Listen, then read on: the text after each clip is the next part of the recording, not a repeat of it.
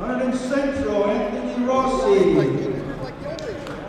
Hackettstown, Aiden Sheringa.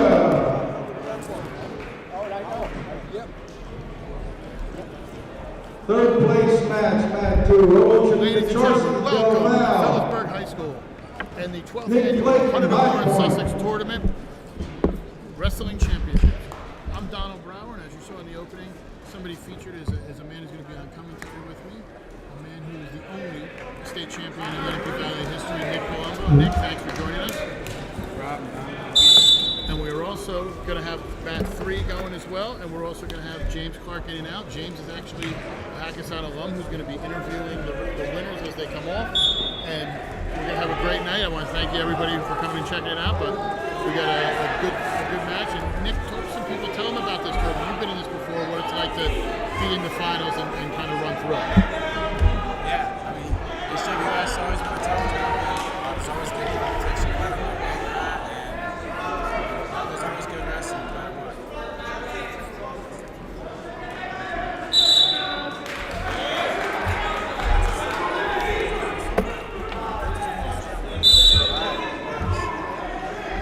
We're getting coaching advice as it's going on.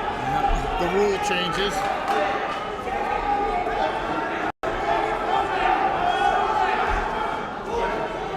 This is a matchup of Anthony Rossi from Hunterdon Central and Nick Clayton, Aiden Sheringa from Hackettstown. Came in with no criteria, winds up making a nice little run to the finals here. He beat the 6 seed and the 2 seed.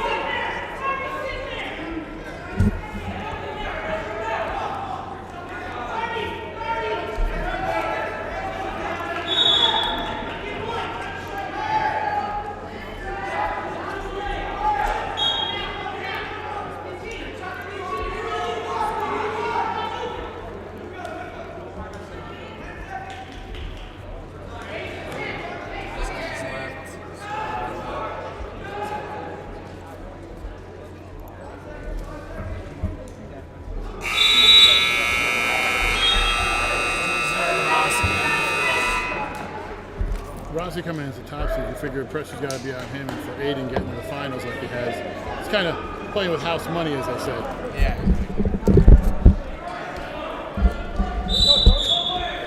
So second period, Sheringa starts on top. Rossi hits Sandy switch.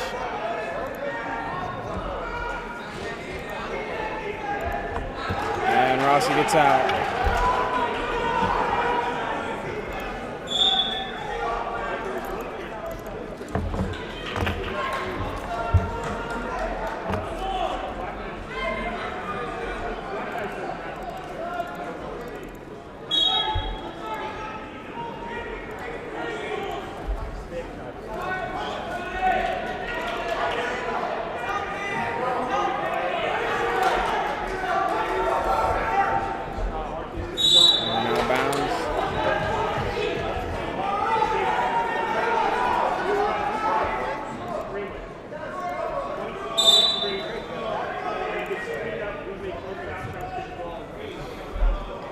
Different feel this year with the tournament too. Not a lot of spectators. I know a lot of people are tuning in, but it's a different. Talk about that. I mean, you look at you. You've been in front of some big crowds. Is it weird being in a position like this and not really having a crowd to kind of feed off of? Yeah, I mean, tournaments in the past, you always hear the crowd, and this year, I don't know, you mainly just hear the coaches yelling. So it's definitely a little weird. You kind of feed off the crowd. Oh, latch up to him. You caught him on his back. Well, yeah, the only thing you kind of hear is just the coaches yelling. Nothing much from the crowd. I almost wonder if they want to put like a box that just randomly yells stalling at the start of a match, which seems to be the... yeah, just recording on my dad. Just him yelling, "Whoa, stalling!" Yeah. I'm not seeing a lot of skull calls I was watching earlier. Yeah, there doesn't seem to be too many.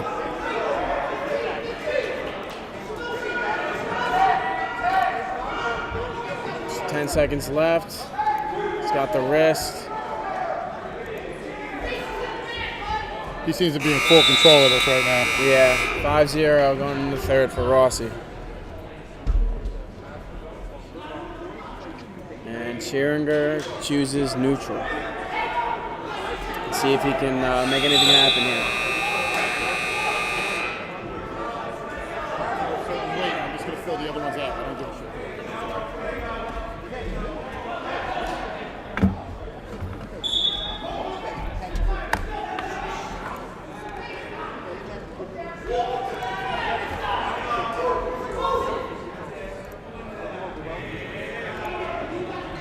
There we go, nice. 2 for Scheringer. Nice slide by. Now he's gonna cut him and got him on his back. He's getting back. No count. That was a close call.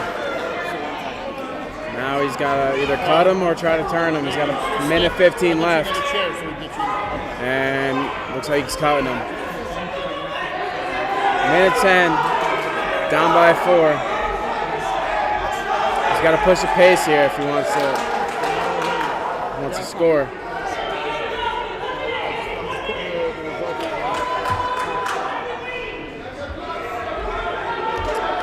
And Rossi's just holding on to that elbow, staying in front head, killing time.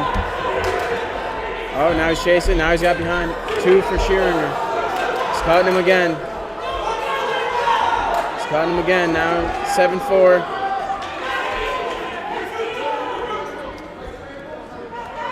He needs 2 takedowns to be able to tie this. And spins behind for 2 for Scheringer. He needs 1 more to tie this.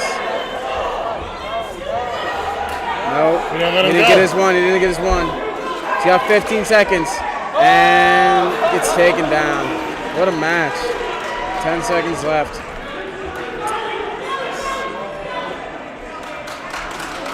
It's a good match. Scheringer almost had him with the comeback. 10-6. I mean, he was right there, and then it's one of those matches you get late. You got to do something crazy you normally wouldn't do, and he got hit. Yeah, exactly. It's where conditioning plays a part. That's why you always got to make sure you're in good shape. And I don't know if you would know because of how great your career was, but usually those kids, when they're late and they're down big in the end, they're trying to do something, and you just know they're off their game, and they're coming in, and you just see it. It's like yeah, exactly. Yeah.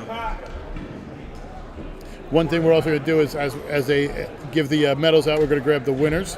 We're going to wind up talking to some of the winners of this, and we're going to grab Rossi in a few minutes here. Let him catch his breath. I always hate when they do that when they're like, "Oh, come talk to us," and you're like, "You just won. Go hug your parents. Go do that." Yeah, take a minute. I'm going to sneak away and grab Rossi. James, jump in here for a second. So this is 113 final. Looks like we got from Pope John.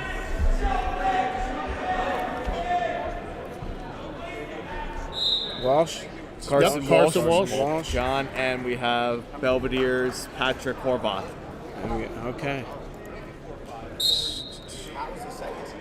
So Walsh 9th seed and Horvath is the 2nd seed. So see how this goes. Ooh.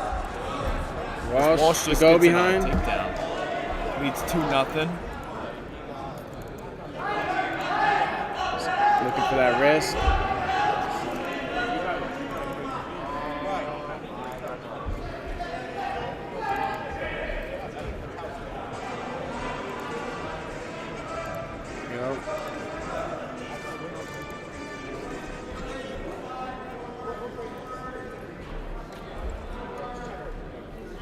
Walsh with a tough ride right here, just looking for a wrist, trying to keep him flat. He's got that tight waist.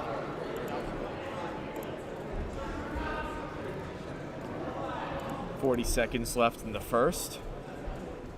Walsh holding a tough 2-0 lead over Horvath.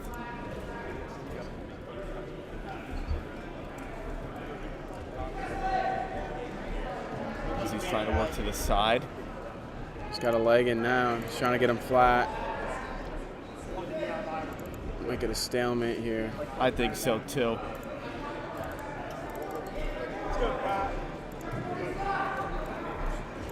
Trying to look looked like he was trying to work a crossface there, but now he's looking for a guillotine. Reaching for the arm back.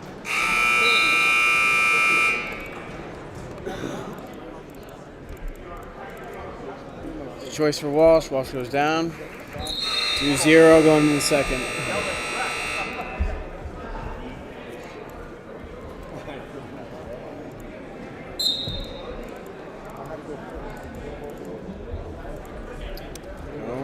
Walsh gets out right away.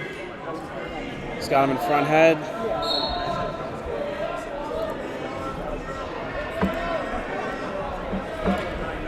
Horvath just holding on to the elbow.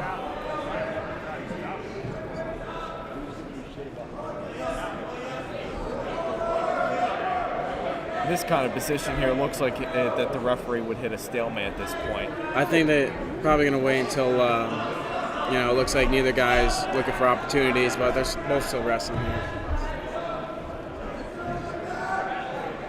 Yep, now For the they're out back of up to bounds. their feet. Now he tries to circle back in. Ooh, nice ankle pick by Walsh. I haven't seen an ankle pick like that in a really long time. That's a nice ankle pick.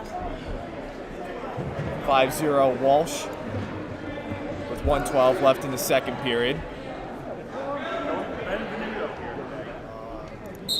The referee for this match is Frank Leitner. Medal winners at 106, please come up. Rat to his feet. Walsh looking to bring him down, gets him down. Kennedy looking for that wrist. He's got a tough ride on top. For your medals. Joey Benvenuto!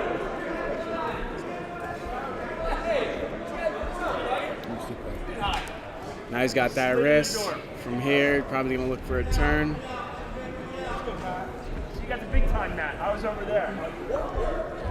Put it on his back. I gotta say, Got Walsh it. has been doing a really good And he job. got the turn. Nope, no count. He's been doing a really good job riding him, but he is unable to turn Horvath. Horvath is very long for. Yeah, he's not giving him that wrist. That's what he's looking for. He's looking for that Blair ride. He's trying to work from there, but Horvath's pretty tough on bottom. He is. He's holding his own. Got about 17 seconds left in the second, with Walsh holding a 5-0 lead.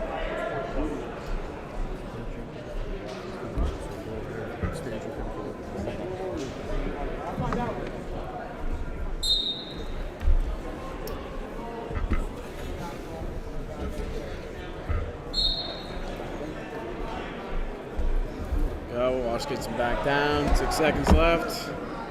Goes a leg in. He's going to ride him out for the rest of the period. So it's 5-0 Walsh going into the third. And Horvath. chooses neutral. Yeah, Patrick Horvath, yeah. Let's see if he can work for a comeback here. A little more. And inside, C. Puts him on his hip, and now he's working up for his two. He's got the leg hooked. There we go, gets his two. It's interesting with Walsh because all I've heard the last few years is we got this kid in the lower program, we got this kid in the lower program, we got this kid in the lower program. Now he's here, and Patrick Horvath had a great year, but from what I'm hearing from Walsh, he's the one you're going to want to keep an eye on because he's such a heralded young kid that now it's kind of translating as they go into the high school rankings. Is he a freshman? Yes. Oh wow, he's pretty tough for a freshman. And not only that, he knocked off Logan Waddle, who was a medal winner last year. It's been a tough year so far for Logan, losing here and losing earlier in St. Peter's Prep to both the freshmen. So wow. Logan might just want to say, hey, I don't want to talk to any freshmen. Yeah. Do the upperclassmen thing. But Patrick's a scrapper. I know, seeing him and talking to him, he wasn't happy with how he wrestled in the semifinals. I mean, he won, but his coaches were trying to tell him he's got to wrestle better. And it's interesting with how, especially this tournament, and I'm talking out of turn like I've ever wrestled in this tournament or been deep in a wrestling tournament, you would know. It kind of, give your thoughts on something like, when you go to states where it's more of a wait around approach compared to here where it's kind of like, all right, let's go, and it's a one-day tournament. Yeah, I mean, they both got different paces. But it's about the mental preparation. With these tournaments like this, where it's kind of match after match, you just gotta be ready to go. Tell yourself it's gonna be a war every time, and just be ready to go into that match and give it your all. And with tournaments like states, you have a little more time to prepare mentally, so it's definitely an advantage. But the tough kids always do well in these tournaments where it's just match after match. You can tell. And I'm sure you guys, especially with it being a county tournament, you guys pretty much know each other with your club or you see each other around. So it's not like states where all of a sudden you're like, wrestling somebody from Deptford or you might never, you'll never see. So it's almost like, it's like you guys sort of know each other. It's like playing football with your friends. You know who the good players are. It's kind of like you know what to do. Even though it's 3 counties, you still know. Yeah, everyone wrestles with each other in the clubs and off season. So nice win there for Walsh. it was a 7-2. 7-2 win for Walsh. Nice. But we got the champion at 106. We're gonna throw it over to James Clark. Thank you, Don. I'm here with the champion today at 106, Anthony Rossi from Hunterdon Central, and a very impressive performance by a really tough sophomore, a Hackettstown sophomore. So, Anthony, congratulations to you. Just talk about a little bit about what you had to do in order to prepare for today. Training every single day, doing extra work that other people aren't doing. Mindset work. Other people aren't thinking clearly as I am, and I know I can beat anyone I can. Absolutely. You did a great job with that, too. Now, how are you going to hold this momentum throughout the rest of the season? I'm just going to keep training. I'm not getting too cocky. Just got to stay confident in what I do. Just keep going out there and beating everybody I wrestle. That's the best way to do it for you, young man. Congratulations to you. Good luck the rest of the way. Now, back over to Donald and Nick. We are here at the 120 bout. It's a Citro versus Hawk, which Gavin Hawk went on a nice little run of freshman, a 6 seed. Winds up upsetting Dugan from North Warren and Hathany from Pope John. So it's a nice little run for him, but he's in there with a tough kid. Yeah, just got taken down. It's always too, and I've noticed this as well the last couple of years, and even back when you were wrestling and this and everything, there's always a couple kids who just sneak by, and all of a sudden you just like see them in the finals, and you're like, boom. Is that going? Somebody just texted me that the map. Final score at 113 final, Carson Walsh. Decision back. Yeah, like I said before, 4-7-2. it's like his measure of toughness. So, sometimes you'll get a tough kid, he's just a scrapper that'll just, just sneak by his way into the finals. And, Hawk did a good job of that. He's about to take down Citro here from HP. It should be, too. He's got it hooked. So now it's 3-2 for Hawk. And he's looking for a turn here. He's got that leg in. He's going cross.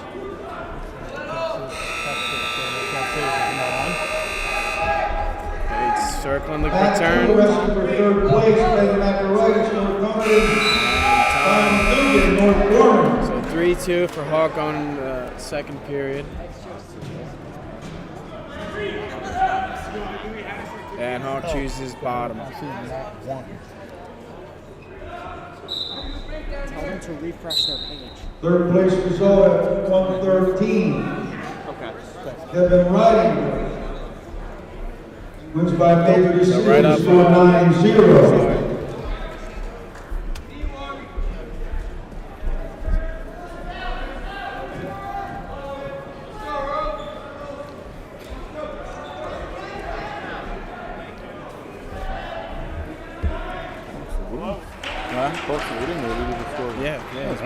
Yeah, he took him down. You guys doing the live feed? Yes. Are you aware the camera one's down or? Oh, just tell them to refresh the page. Refresh the page? Yep. All right.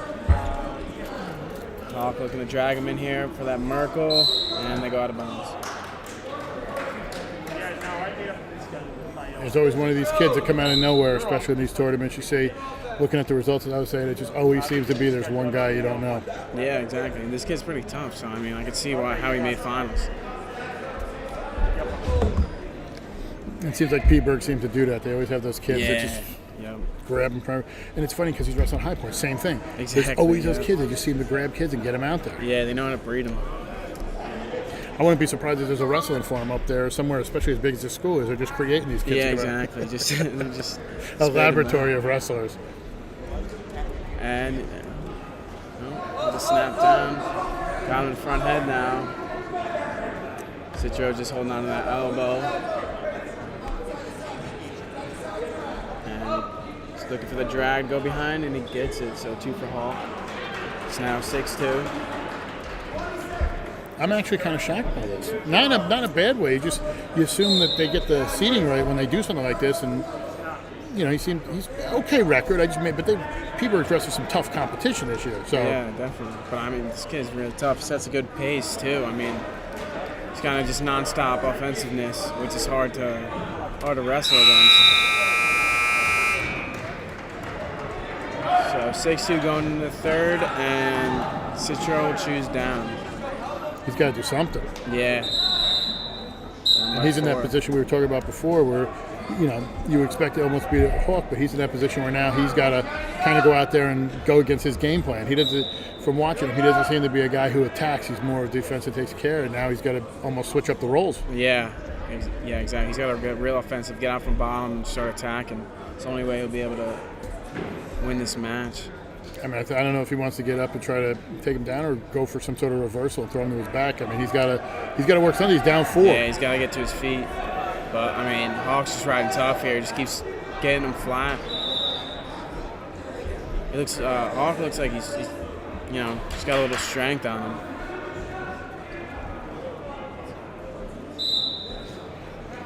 And there always just seems to be that one gritty kid, and you would know it from wrestling, that, you may not have the greatest record, you may not see him, but he just fights, and it's just a tough matchup for you. Yeah, 100%. Rolled into his back here. He's got to get the 3. He's looking for the pin here. He's got a minute. He's got time to settle in here. So. And he gets the pin. Nice. Wow. The kid is real tough. Did you say he's a freshman? Yeah. He's going to be good. I mean, wow. I would call that an upset just by ranking and stuff like that, but I'll tell you what. Yeah, that kid is impressive. He's going to be one to keep an eye on. And he's got to, honestly, with his run, he's got to be in the conversation for OW for this tournament. Oh, yeah. So now here we go. We got Day in the Lenape Valley zone. Danny Hawes. Lenape Valley, James Day, Phillipsburg, Mat 1. You're Walsh, right? You got to do an interview. Right here. No. So here we go. Now we're going to get going here with the 126 between Hawes and James Day. But while that's going on, we're going to throw it real quick to James Clark, who is with our 113 champ, Carson Walsh. James, take it away. Thank you, Donald. I'm here with the champion at 113, Carson Walsh. He just won a Hunterdon-Warren-Sussex championship. Congratulations to you, Carson. Just talk a little bit about how you went through today, and through with all the adversity that's been going on throughout the COVID and everything. Yeah, I haven't really had much criteria. I mean, I was hurt. I got hurt at Beast of the East, and so they gave me a lower seed, and I had to wrestle through it. And yeah, some tough matches in the beginning, but got it done. Now, how are we going to carry this momentum throughout the rest of the season? I made some mistakes, but we're going to get back in the room. We're going to fix those mistakes, and we're just going to come back stronger. That's the best way to look at it. Congratulations to you, Carson. Good luck the rest of the way. Now back over to Don and Nick. Thank you, James. We got an injury time here. Looks like a little blood, maybe banged up a little bit. Just cleaning up. So I think these two have some history, right? They've wrestled a couple times. Oh yeah. you would know. Being in the program, Hawes it could be a little chippy at times, and I know Day is the same way. So it's two guys you've sure seen on there, and this is what you want, the best two you got out there at the weight. Yeah, exactly. So Hawes got that 2-on-1. He's looking to snap, move him.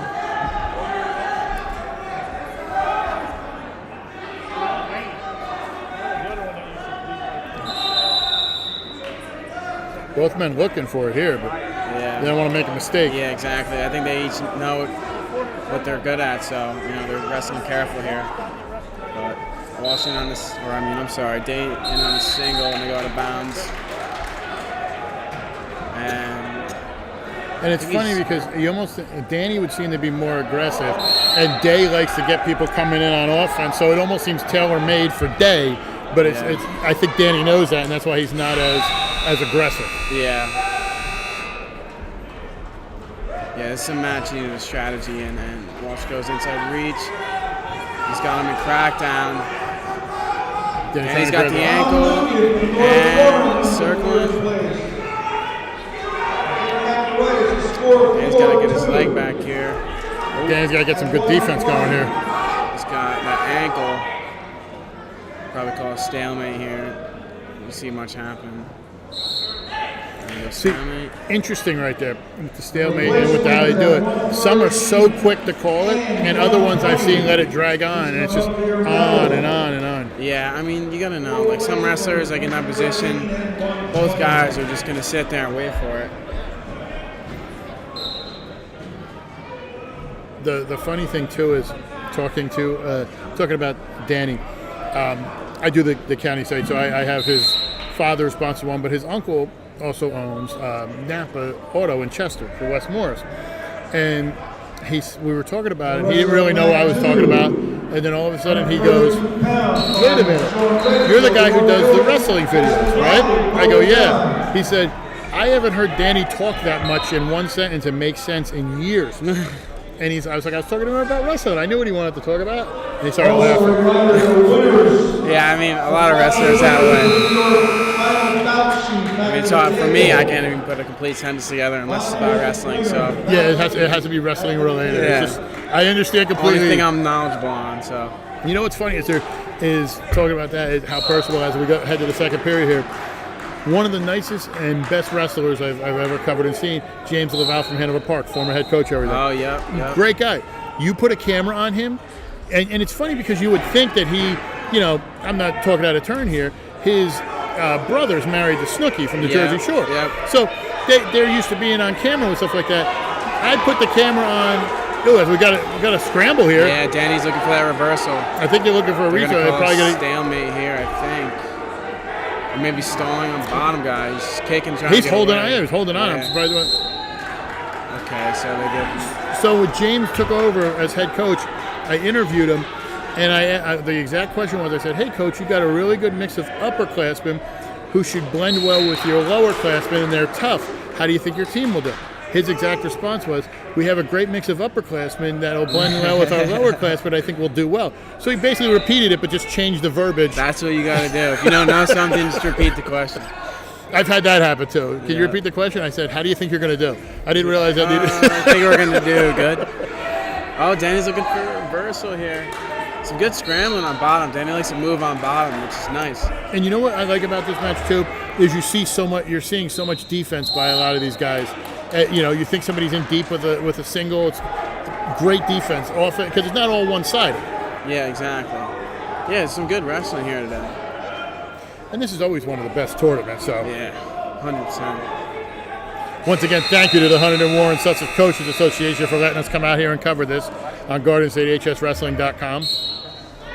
And Danny's moving again. Gets a standing reversal. That's two, right? Nice. Danny gets reversal here. And now we got a minute. If I were Danny, I'd try to ride him out here.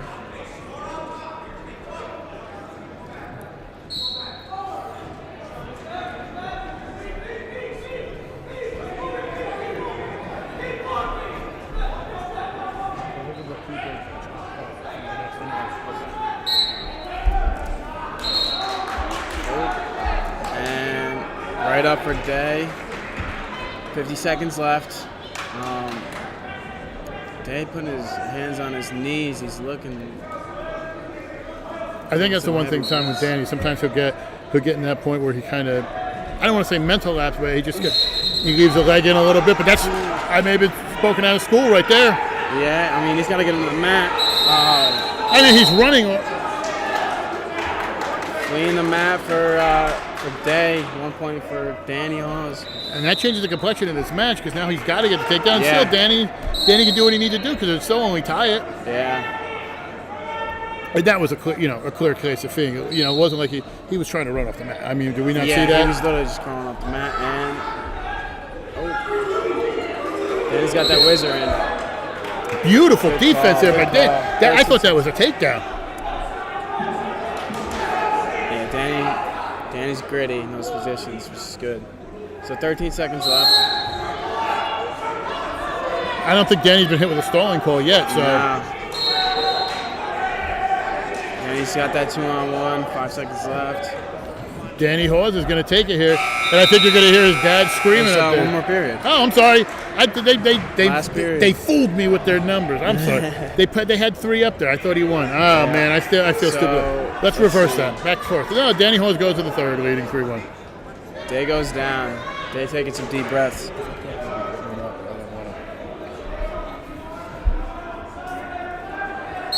And it's a caution. Should be on Day. Yep.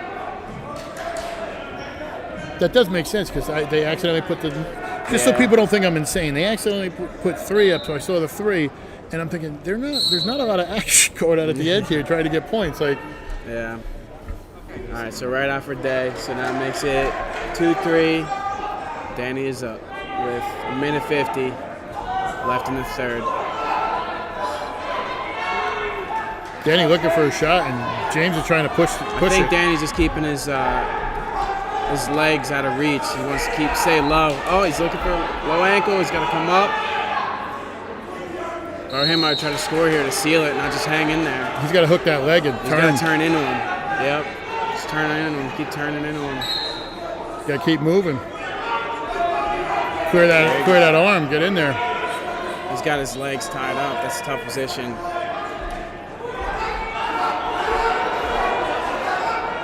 Oh, that might be. I tell you, it might be a stalemate. But if he cleared that leg, I think he got it. Yeah. I mean, this is going to be a stalemate. Neither guy can move here. Yeah, they're all pretzeled up. In that position. Each had an ankle, and Yeah, each stretched and across. trying to get to their. There was no way they were getting through that. So 55 seconds left. Danny's up by 1. Another caution for Day. It's a second caution. So if I were Danny, I'd keep my hands down and just stay in the center. And if I were Day, I'd be attacking nonstop, trying to get this takedown. And Danny Hawes gets hit with a stalling. That's why I mentioned try to stay in the center.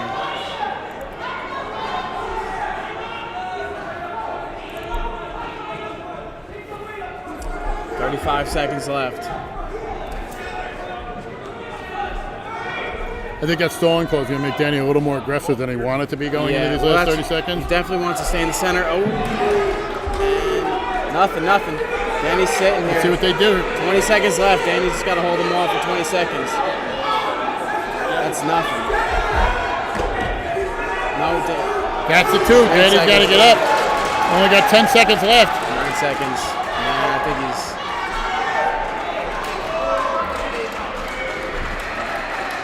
And Day takes it. Last second takedown. That was a good match.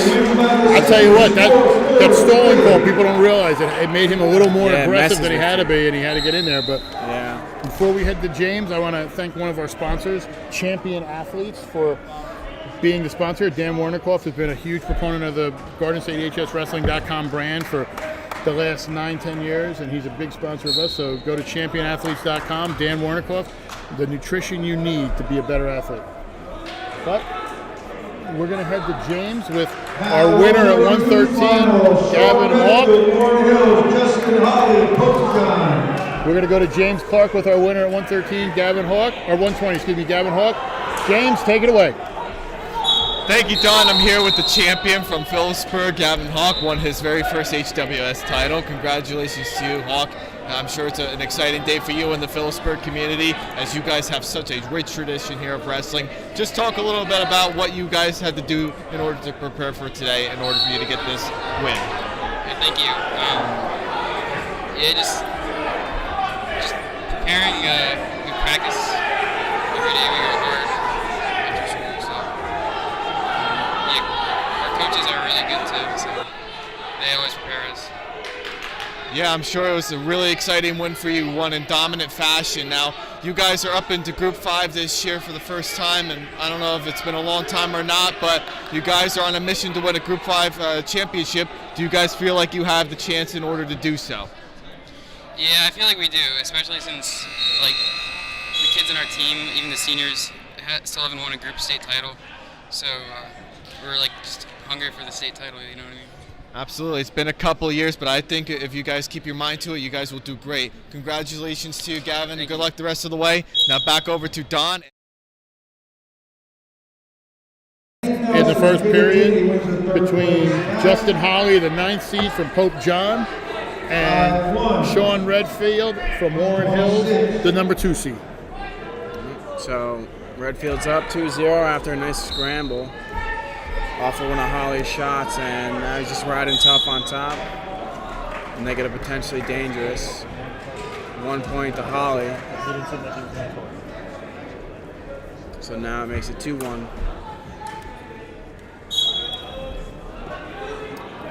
So it looks like he's just looking for that leg, throwing it in. Wants to get that turn. I mean, this is going to be a run of Warren Hills kids coming up. I mean, they had an upset loss last night, depending on who you ask, to North Hunterdon at home in front of the crowd. But they got to be a favorite to be a Group 3 champion this year. I mean, that's their goal.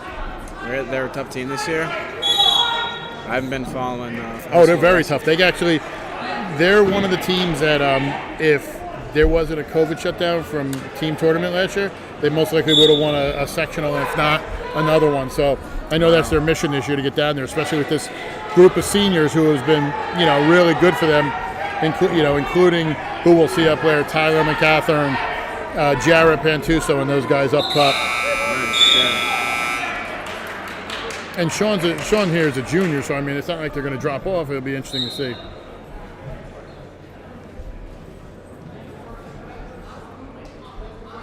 So second period, Redfield chooses down.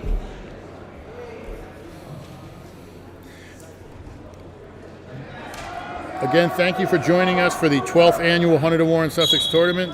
I'm Donald J. Brower with Nick Palumbo, the only state champ in Lenape Valley history. And I still, every now and then, when I want to get fired up from a workup, go to the juniors page and see the response you got when you came home from Atlantic City with everything. So yeah, that was awesome.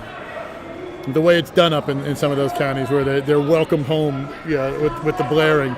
Yeah, it was awesome. But in the video, I was just tired and wanted to go home. You can only imagine. It's like everybody wants to talk to you. It's everyone's like, you just look like you were mad. I was like, I wasn't mad. I just wrestled for like 3 days. And after like a long season, I kind of just wanted to go home. But no, I'm always thankful. I might put my town for that. That was awesome.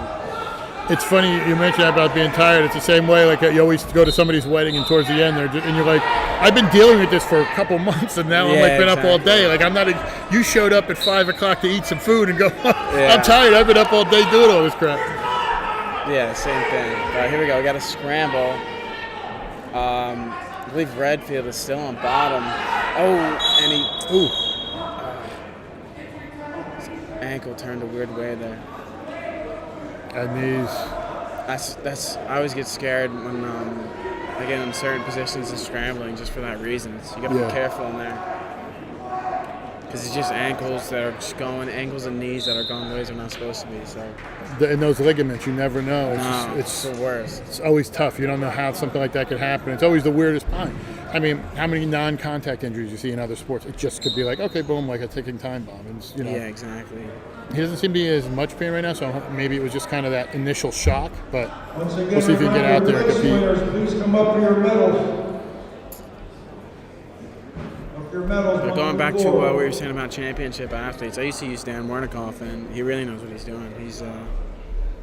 I'll tell you what, helps a lot of wrestlers all over. Dan helped you. Dan helped Pat Glory. Dan, and I don't even know if anybody really knows this. My nephew is a freshman in football down in North Carolina in Southport.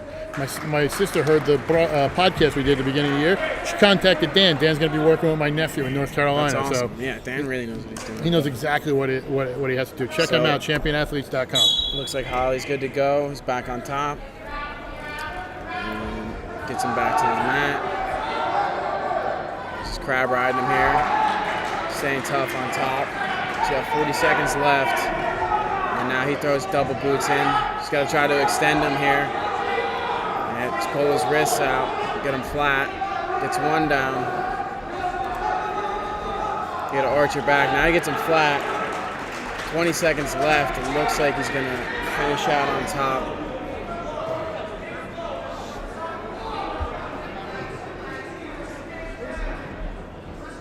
And they give him a stalemate with 11 seconds left. The injury doesn't seem to be affecting him, so maybe he just put it out of his mind or whatever it was. It was just that initial shock. Yeah, you know? maybe it was just one of those stingers. I had one of those the other night. we moved some furniture around in my house, and I got up in the middle of the night, and I didn't realize how close I was to the bed, and I wound up kicking the bed rail. It is the worst pain you ever thought. I was so bad. Those are the worst. Those are the absolute worst. Those are the ones where you're just like... I get so annoyed with those things. It's just like, boom. Oh. And it's like 5 minutes. You gotta calm yourself down. All right, third period. It's 2-2. Wait, did he get out? I think he let him up. Let him up. And so Holly's in on a shot. Redfield's got that crosshawk, trying to stay in good position here. Holly's trying to step over that leg. If he hooks that leg, it should be easier for him to finish. He's got to scoop it. Nope, he's fighting him off. And now he gets him up. He's split in the middle. He's staying hooked under that arm. It's going to make it hard for him to turn in. Now Redfield's wants to extend that leg. And called potentially dangerous, and they're going to put him back in neutral here. Going to get the restart here. I want to thank another sponsor, the Brass Rail. The Brass Rail, 840 Belvedere Road, Peaburg. $2.75 Millers and Coors all day. Extensive menu. Head over tonight for the Whiskey Mansion Band. They have the best burger in town, and they'll show you the proof. The Brass Rail. So I just noticed that Holly's actually wearing an ankle brace, so I think it was a previous injury and maybe just... a flare-up. Yeah. Do you need any more pictures? So it's 2-2, 45 seconds left. Somebody's got to score to win this match or we're going into overtime. So in front head right now, working up.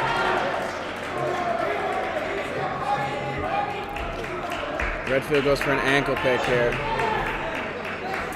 Might have our own first overtime match. Yeah.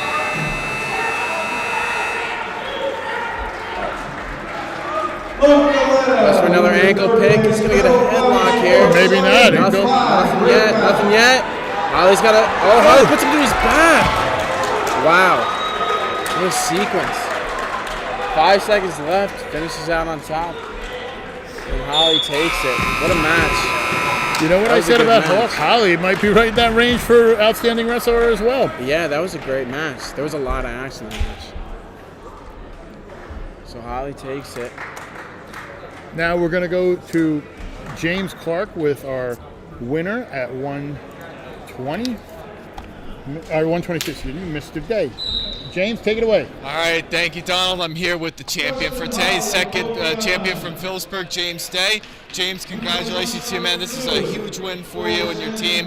Just talk a little bit about today as far as how you had to prepare for today in order to win the championship.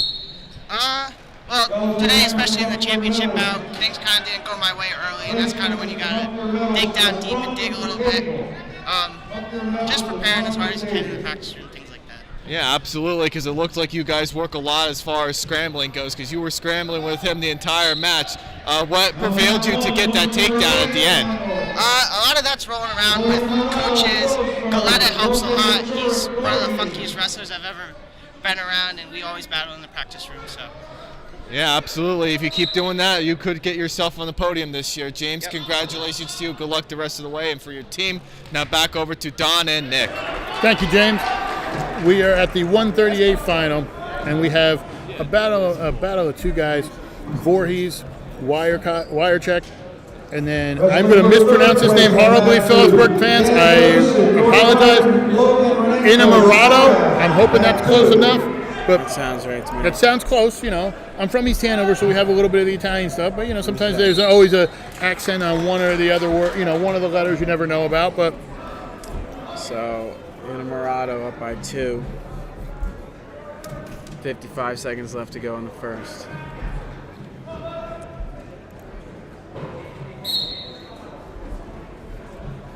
So big lift here, gets him to the mat.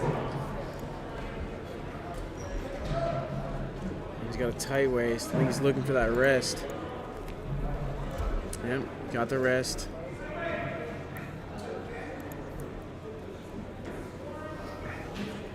interesting fact about Logan. This is actually only his second year wrestling. Really? Yeah, he came out last year, recently, and obviously with COVID he was put in the spot, but he's been very productive for Voorhees, and actually the coach loves his potential. I mean, to be in the finals of this tournament after 2 years of wrestling Exactly. is impressive. But Inamorato's got him on his back here. He's getting a count. And Logan reverses him. That's right what he's at the talking about. buzzer, He wrestles to the whistle. That's awesome. His coach was talking about it. You know, most guys would have sat there and not done anything. He went for it right at the whistle. Yeah. How many times do you see that? Somebody just look at the clock, realize there's 5 seconds. What am I going to do? So, I believe it's. I guess they didn't give him back one, so. No, they didn't. Logan looking for a mat return here, gets him down. And Inamorado escapes, gets one, and now they end up a front head. And Inamorato's got a bear hug, gets him down. Just muscled him down. Yeah, he's pretty. He looks pretty solid for 138. He doesn't look like a 138. Yeah. I never would have guessed if he walked up. So 5-2 for Inamorado. He's got that wrist. It's a minute 20 left. Obviously, he's going to try to get back points here if he can, but try to break him down.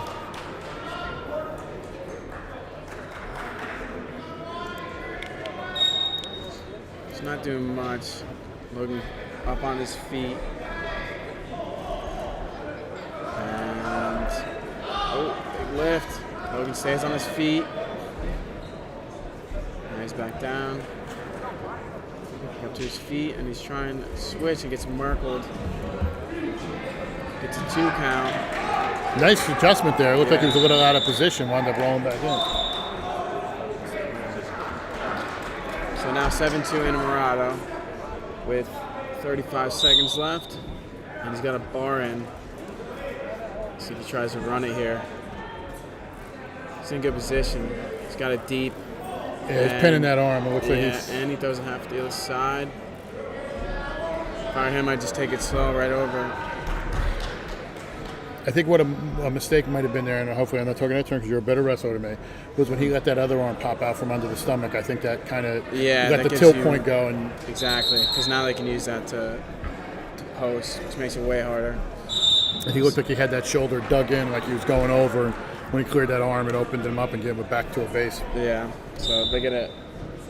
See, you watch enough of this. I know what I'm talking about. Yeah, exactly. Your dad's always yelling at it out of the crowd anyway, so I pick up. So big lift for Inamorado. He's out of the game now. Last one was Justin. So. And the funny part is, I remember him telling me, he's like, I don't think Justin's gonna wrestle. So, and then all of a sudden I get a message from him, hey, my young. I was like, oh, okay. Yeah.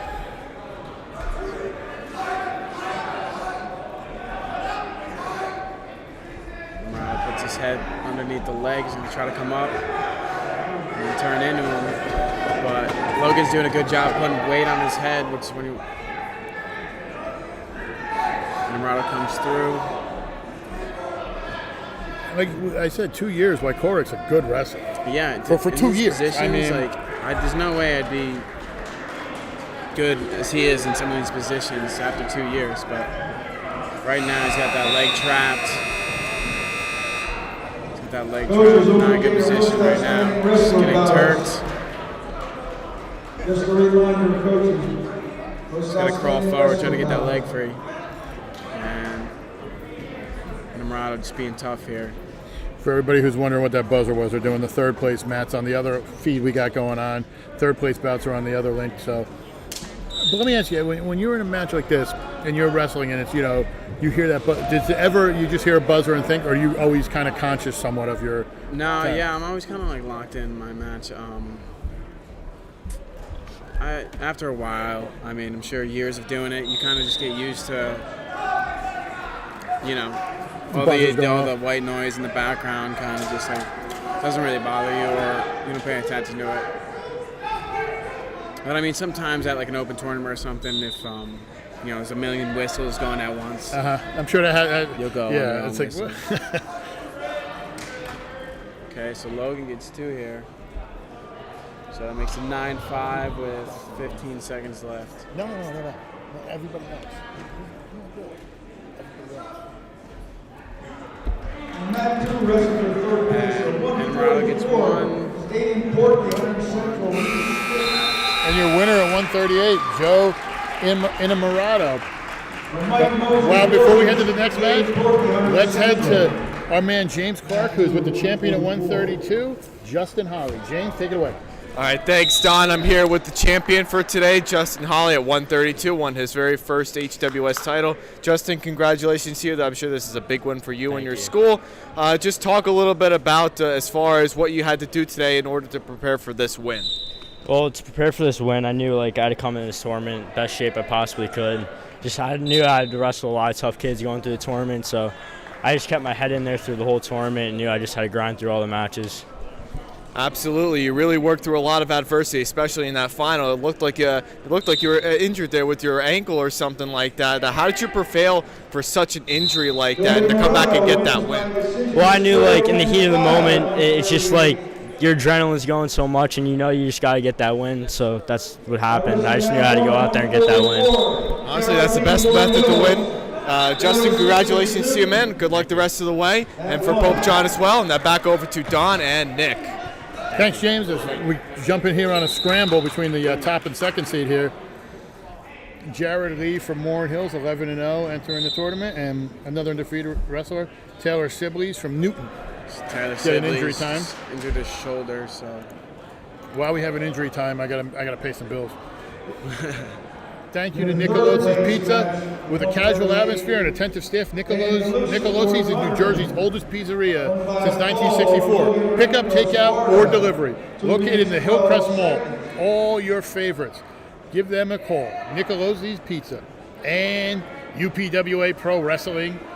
16 years, they provided the East Coast with some of the best action in pro wrestling. When you come to the live events or purchase your DVDs, you're going to see a mix of stars of the future and the past. Go to theupwa.com for more details. And the Brass Rail, 840 Belvedere Road, Phillipsburg. 275 Miller and Coors all every day. Extensive menu. Head over and see the Whiskey Mansion Band tonight. The best burger in town. They'll prove it to you. The Brass Rail. We get back to the action here. Looks like Sibley shook it off and he's ready to go. Minute 25 left. And Lee's active with those hands. As I say that, he stops using them.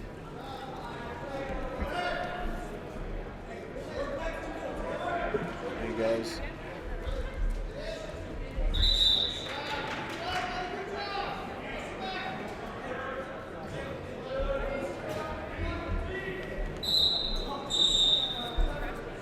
So a minute left, still 0-0. This is another run of Sibley's. Yep. Since I've been in high school, I remember there was some. Josh, Ben, and now there's 2 that wrestled here today. And then the father's across there as a coach. Great I guy. mean, it's a never ending. Yeah, This super is nice. a Sees me great all the guy. time. Hey, how you doing? Yeah. Always a quick hello. So Lee's in on the shot here. Taylor scrambles out of it. 33 seconds left. 0-0.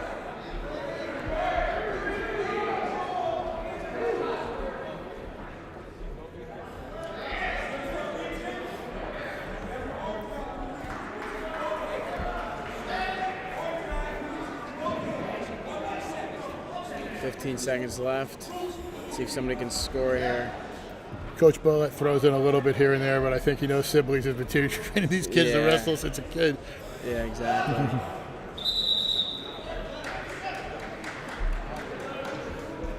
3 seconds left. Looks like this period's going to finish 0-0.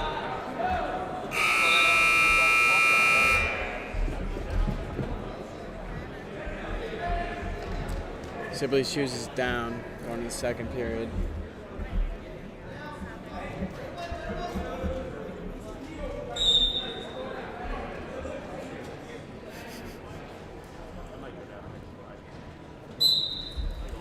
Lee right to his feet, staying up, and out of bounds they go. That's interesting. That was, he blew the whistle once he, you know what I mean? There wasn't any type of scramble. Then it wasn't that far out of bounds. Yeah. The angle I saw. I'm honestly not familiar anymore with how the out of bounds in high school works, but I think, what is it, 3 points out of bounds? Well, it depends on who you ask, because well, that's not good. Some of the referees, you see it, and you know, like the elbow goes over and they're blowing the whistle. I've seen in some matches. Ooh, and then vice versa. You see guys who are, completely out and they have a finger still in and they're going. So yeah, I don't know. It's weird. There seems to be no consistency. It's not against these referees. It's just, I don't know. It doesn't seem that they change the rules and it's like, how everything switches. So. Yeah, that's true.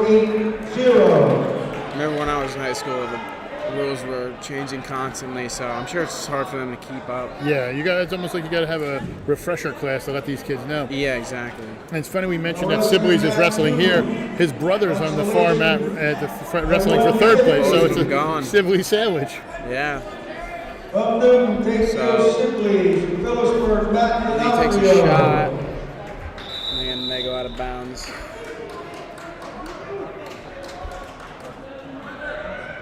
So now Mr. Sibley's got a double coach. Well, Takeo's got a great coach over there covering him now with Ilef, who was the last state champion in Newton history. Oh, wow. Yeah, so he's in good hands over there. Oh, yeah. And not only it was Ilef the last state champion in Newton, his daughter's now is a great female wrestler, and she's up I'm sorry, Vernon. what's his last name? Ilef. Oh, I used to go to their camp. He coached me when I was younger. Coach Ilef. Yeah, and his daughter is Ashley, and she's up at Vernon. My God, yeah. And would be remiss if we didn't mention the girls HWS that was here a couple weeks ago. Great tournament. I know Hunterdon Central girls wound up winning it, but the state of women wrestling has gotten so much better in the state, and I think it rebounded, especially after the COVID shutdown of last year, where they only had maybe 1 or 2 matches. Yeah, well, I remember in high school, when I was in high school, it was definitely growing, but now it's the biggest it's been in a long time. They have their own state tournament now. College, teams are adding women's wrestling left and right, so it's awesome to see. But here we go into the third period. Lee is up by 1. Sibley's looks a little banged up. Yeah. We've got a blood time here.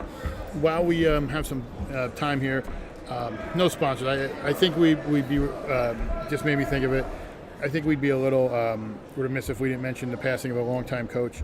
Wayne Shealy, Joey Shealy's father, passed away a couple days ago.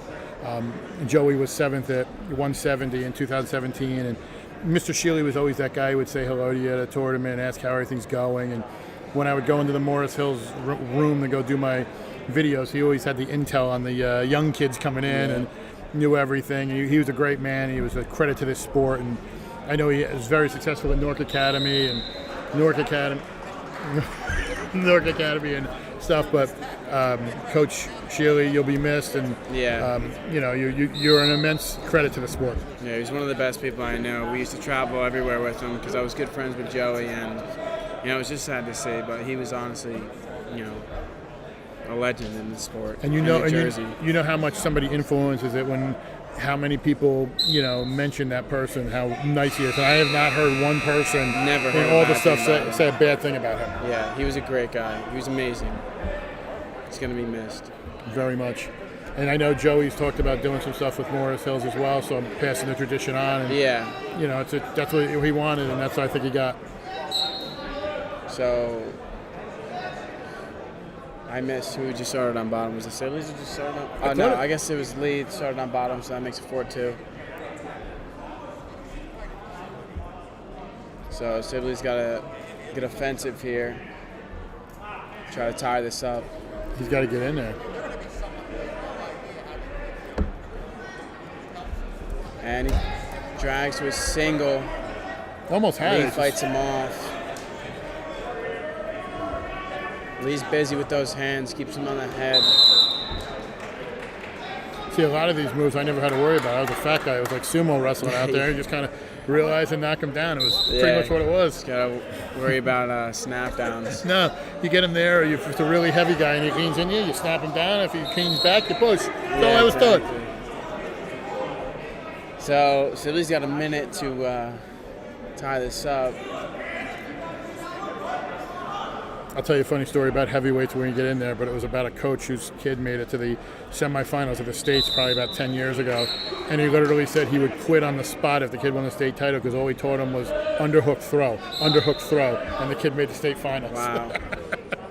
At the upper weights. That's in, if you're proficient enough at, certain moves at a heavyweight, you can definitely make it far. What was interesting was guys who were smaller and then kind of go through a growth spurt. Like one I could think of offhand is Jesse Wint, who used to wrestle for Westmore Central. He wrestled as a freshman and sophomore at 130, 135, and then hit a growth spurt and was like 190. So he was throwing moves out there that were insane. And going back before your time, Jimmy Lawson at Manchester, 3-time state champion. There were kids just going, well, I'm going to finish second in the States. Lawson was throwing moves out there that heavyweights never saw. So 5 seconds left. Sibley tries for a single, doesn't get it. And Lee will take this one 4-2. Good match. Very good match. Lee looked in trouble there a little bit and rebounded and took it. But we are going to head to James Clark with our champion at 138 from Phillipsburg, Joe Innamorato. James, take it away. All right, thanks, Don. I'm here with the champion, Joe Innamorato. Won his second HWS title. First HWS title. My mistakes. Congratulations to you, Joe. Always a big win to win in something like a rigorous tournament like this one. Just talk a little bit about today as far as how you got your win and how your other teammates have been preparing for today. It's pretty much the same thing every time. It's just a match. Go out there and wrestle like you're in practice. You know what I mean? Don't overthink things. Yeah, absolutely, and that seems like it's the Phillipsburg rich tradition, and so if you guys keep that up, you guys are always successful, and you guys will do well. So, Joe, congratulations to you. Now back over to Don and Nick for the next final. 150 final. And Colin Neal from Hope John and Bryce Coesfeld from Kittatinny, 1 and 3 seed. Nice little setup, and you can tell Kittatinny's been wrestling on a hefty schedule. He's 15-2 entering the tournament. Yeah, so that's a lot of matches.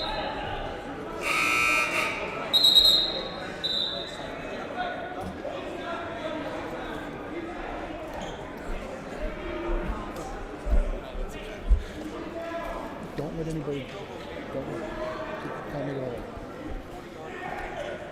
I guess they're waiting on some stuff here. Yeah, there's some issues with the head table. Well, we don't have any issues when it comes to Dan Wernickoff at Champion Athlete. No issues at all. No issues at all. He will help you get better. Dan helps you if you're a wrestler, you're a football player, you're a baseball player, you're a hockey player, in-state, out-of-state. If you want to get in shape and feel it, Dan Wernickoff will tell you the best way to do it. So give him a shout at championathletes.com. Dan Wernickoff, championathletes.com. I got that clock problem fixed out, which actually worked out for me. I could do another plug. It was worked out.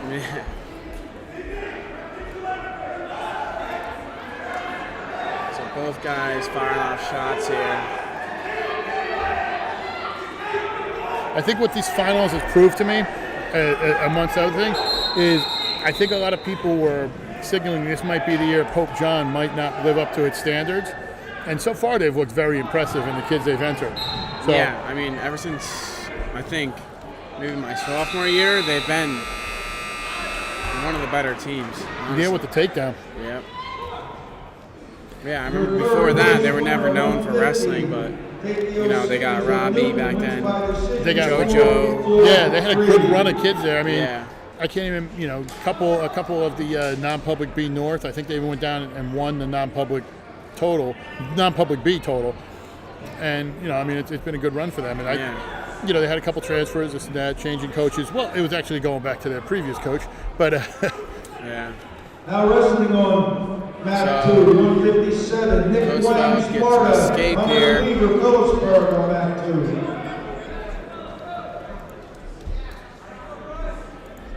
And duck for Neil gets 2.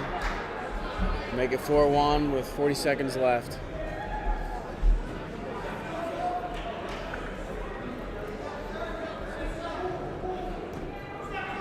He's looking for a tilt here, and he gets it. Gets a 2 count. He keeps that wrist. So now it's 6-1 for Colin Neal. 10 seconds left.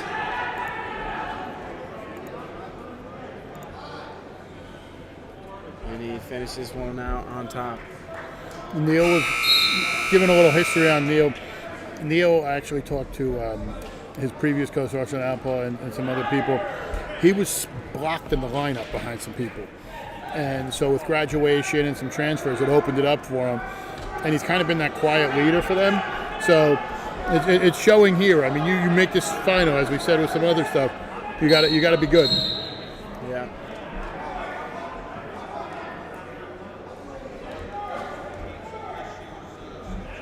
So Neil goes bottom, starts second, and right up to his feet, it's standing switch,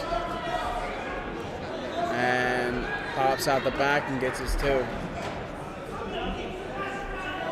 This is actually an interesting year with everything going on. I guess, some contact, everything. Neil only had to wrestle 1 match to make the final. Oh yeah, I see that. Only 6 guys. Only 6 kids in the weight.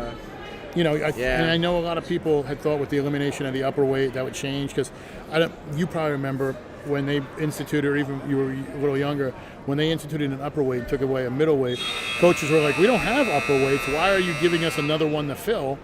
And so you would go to tournaments where 182 would literally be like 3 kids. And it was because they didn't have anybody to fill the spots.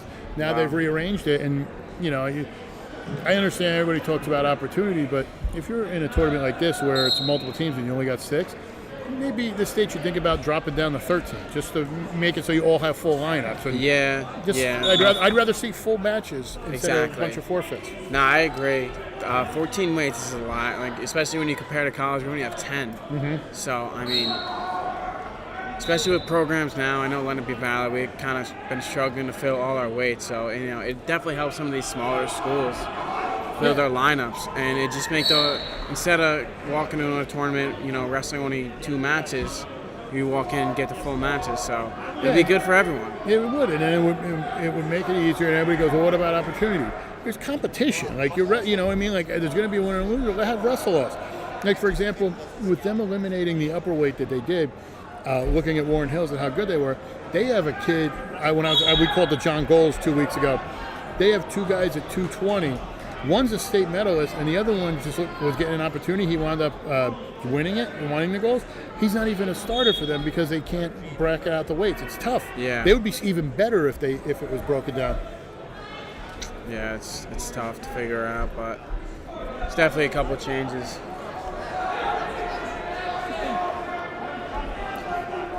All right, so how's it going? What's up, youngster? How you doing? Long time no see. Yeah, How we doing? Come do my tournament again? Huh? We're going to get you to come do my tournament again? Yeah, why not, man? When do I have it again? I haven't had it since the last one. We'll do a virtual Zoom. So it's 10-2 for Neil going into the 3rd period.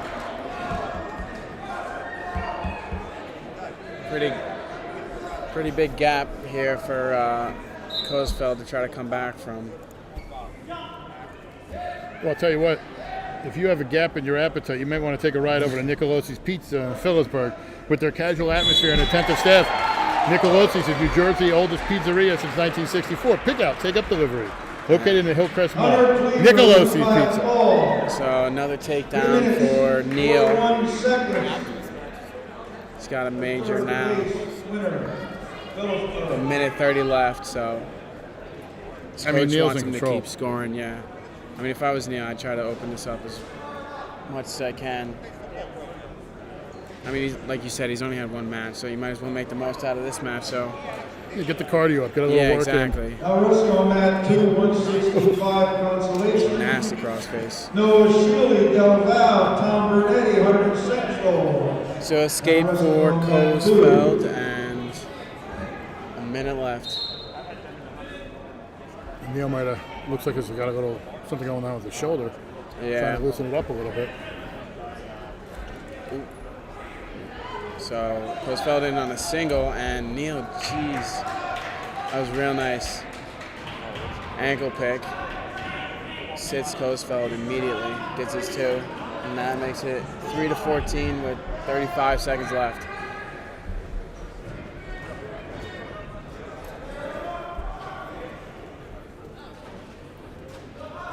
I think Neil really does want to get the work in because he is he's still moving. I mean, most times you see a guy up this big, they're just kind of just laying there, and they'll take the stalling or whatever, it'll get out. It's not a big deal. Yeah. He's ready to go.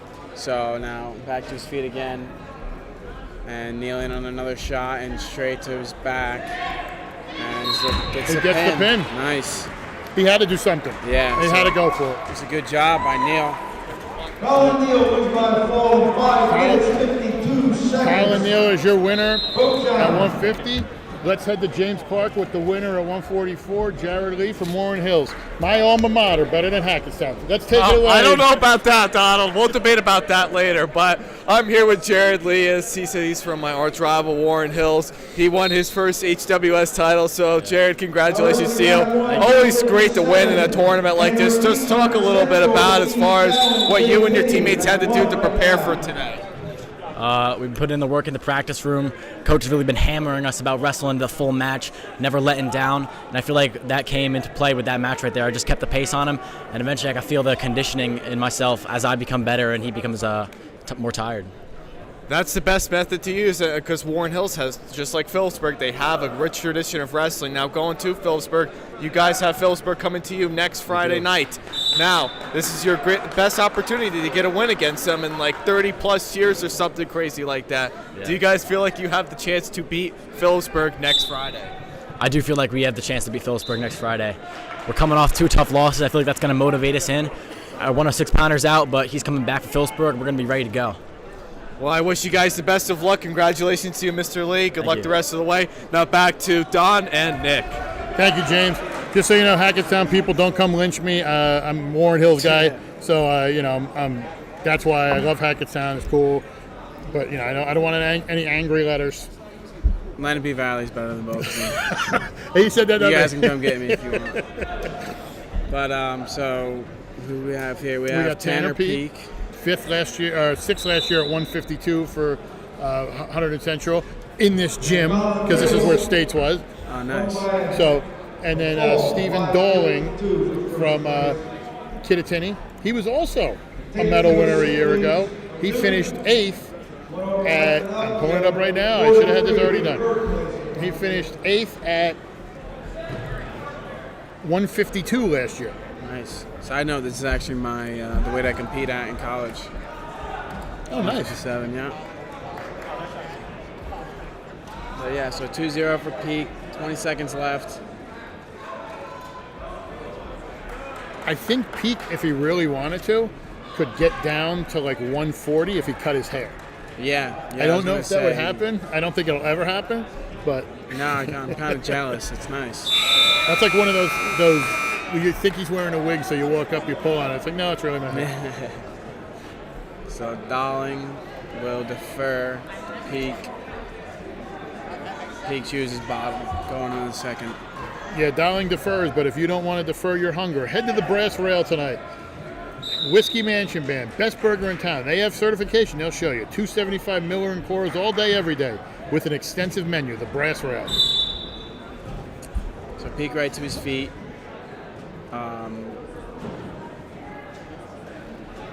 Dowling working. Not too much going on here. He gets a grip loose, and I'm surprised I didn't call anything. It just seemed like they Yeah, that was a weird position. It was just like really random. I didn't know. They kind of gave Dowling some time there to get him back down. It's funny. I'm watching live and I thought my eyes froze. Yeah, it was. There's no stalling. I remember there was so much more stalling, but Peak gets an escape and a takedown, so it'll make it 5-0. Peak seems to be on a different level, especially with this run of Hunterdon Central wrestlers that they've had recently. Just getting medalists, and I mean, it's been a great job by John Cantagalo-Ram, the head coach there, for what he's been doing. And if they get everybody healthy, they should be a favorite or at least competitive in Group 5 in the upcoming team tournament.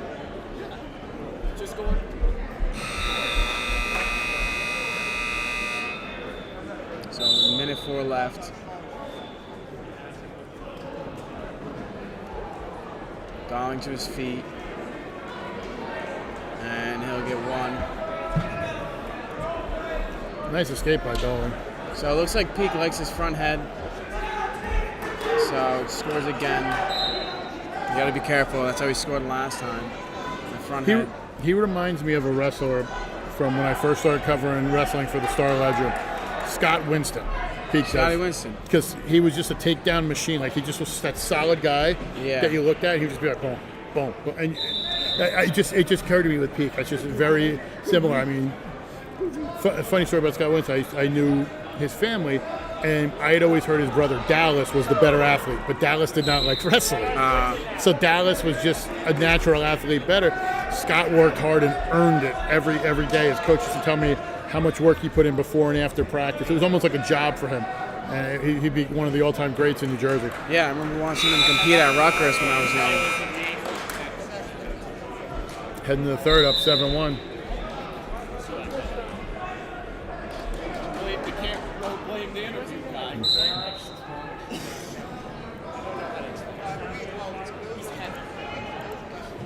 So Dowling goes down, start the third. We're getting ready to start the third, and if you want to start your journey to better health, go to championathletes.com. Dan Warnikoff knows how to make you feel healthy.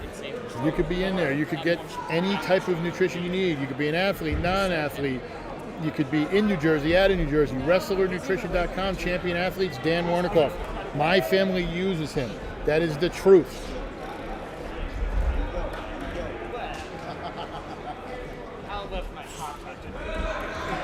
Nice return there by Pete. Yeah, he's doing a good job. A lot of guys would just give up and let him escape, but every time he comes up, gets him back down. Wrestling mat 2, 175. Vince Birdo, Hunterdon Central. Mike Masrani, Opacon at 2.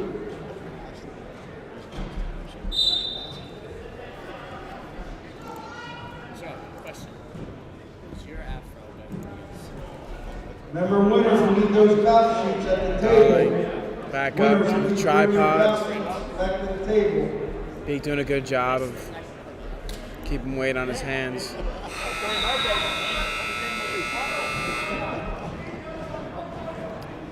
A minute 5 left in the third period. Peak up 7-1. Peak's just grinding here. Yeah, he's just breaking them on bottom. The one thing about, if guys get up to their feet enough and you return them enough, they'll just give up, and just lay on bottom. So and he looks like what happened for Dowling. Dowling seemed to just be like, hey, he didn't give up once, so I'm going to keep trying.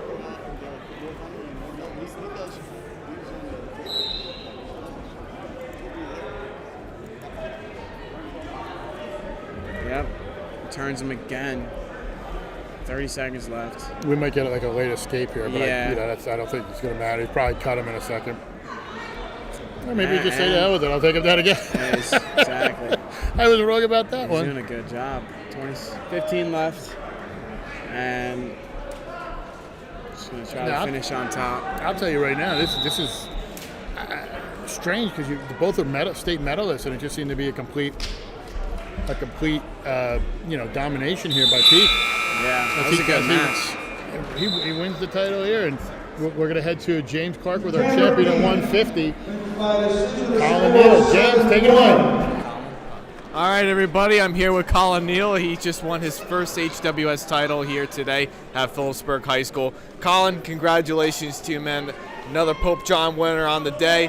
Pope John looks like they've been really killing it today. Just talk a little bit about as far as what you did today to prepare for the finals and what you had to do to get ready for the opponent that you were wrestling. Yeah, I wanted this really badly because the whole tournament got canceled last year, so I didn't give him a chance. And I've been training for this ever since. You know, it's a big deal because it's all our local kids. We all know each other pretty well. We all train at the same clubs, and I came in here knowing that I was going to win, and I got the job done. What's your momentum going throughout the rest of the year? We have a really tough schedule, a lot of good teams ahead of us, and I just want to keep rolling, keep winning, and just get ready for March. Really, it's the most important time of the year, and I just get prepared for that. That's the best way to do it. So, Colin, congratulations to you. Good luck to you and Pope John. Now going back to Don and Nick for the next final. Take it away. Thank you, James. 165 bout between Stephen Malia, undefeated, 11-0 from Warren Hills, a senior, versus, and I'm going to mess his name up, I apologize again, Nate Zestowney, a senior from Phillipsburg, 5-3. So this entering is the tournament. 1 and 2 seed. Yep. And I'll tell you what, I'm not going to, I know you can't predict anything, but I'm pretty sure we're going to see this matchup next week when they face each other. Oh, they got each other Warren next Hills, week? Warren Hills and Peaburg are wrestling each other next Friday. That's always interesting because, it's always about who wins the tournament, really. Exactly. Well, right now, Peaburg is up by 40, but I don't know. And he hits him with the he's trying to get this tilt here, which is tough, but no, what I was saying is, winning a match is cool, but winning a tournament is much cooler. So whoever wins this match right here, it's like kind of doesn't. Next week really doesn't matter. Yeah. I'm sure if you ask any of the team, the coaches, they disagree, but I understand what you're saying. No. And I'm sure these guys know each other. Peaburg, Warren Hills. I mean, they border each other. So, I mean, when I went to Warren Hills when we were younger, the fun we would have is we would go to the Peaburg Mall over here. I don't even know if it's still open. I think they're tearing it down.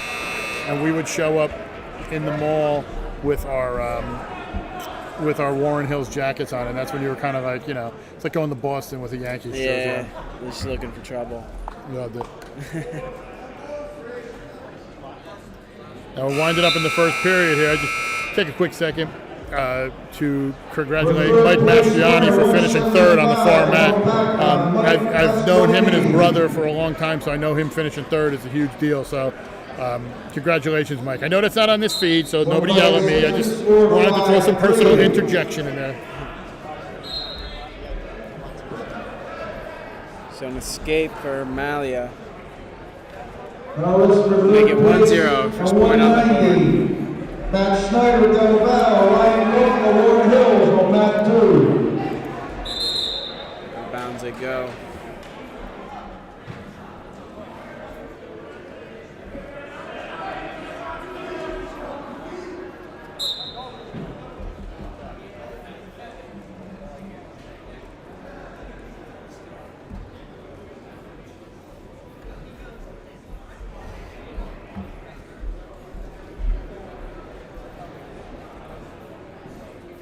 So 1:20 left.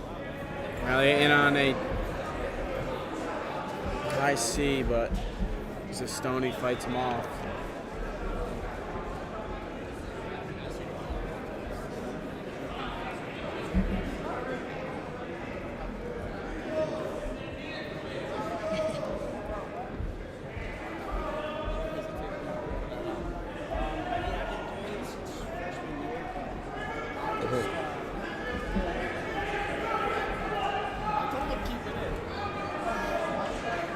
Give me some.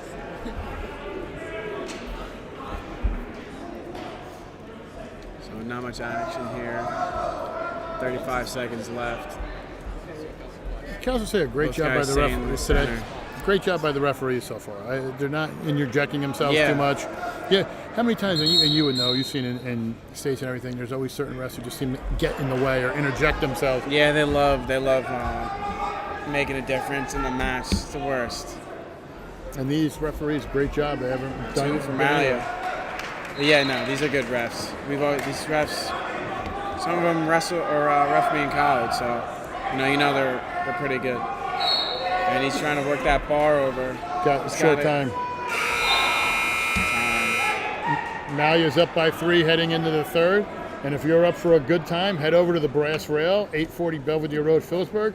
$2.75 Millers and Coors all day, every day. Extensive menu. Tonight, the Whiskey Mansion Band. They have the best burger in town, and they have the certification to prove it. The Brass Rail. So third period, and Astounding goes down. And right up to his feet, gets an escape. And that is 3-1. Malia's going to work here. Yeah, he's going to try to get offensive here.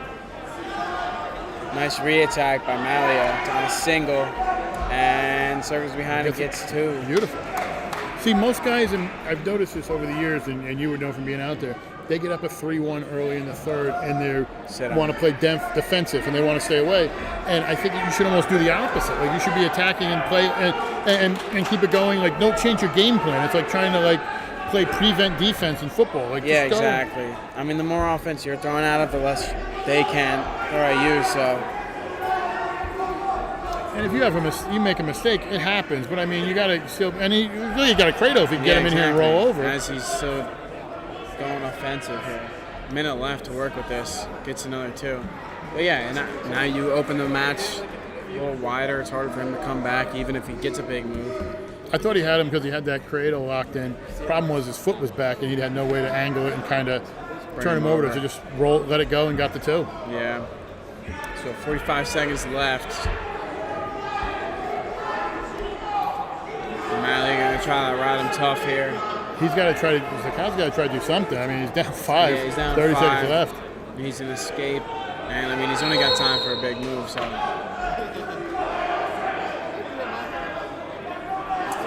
Malia doing a good job, riding tough. 20 seconds left.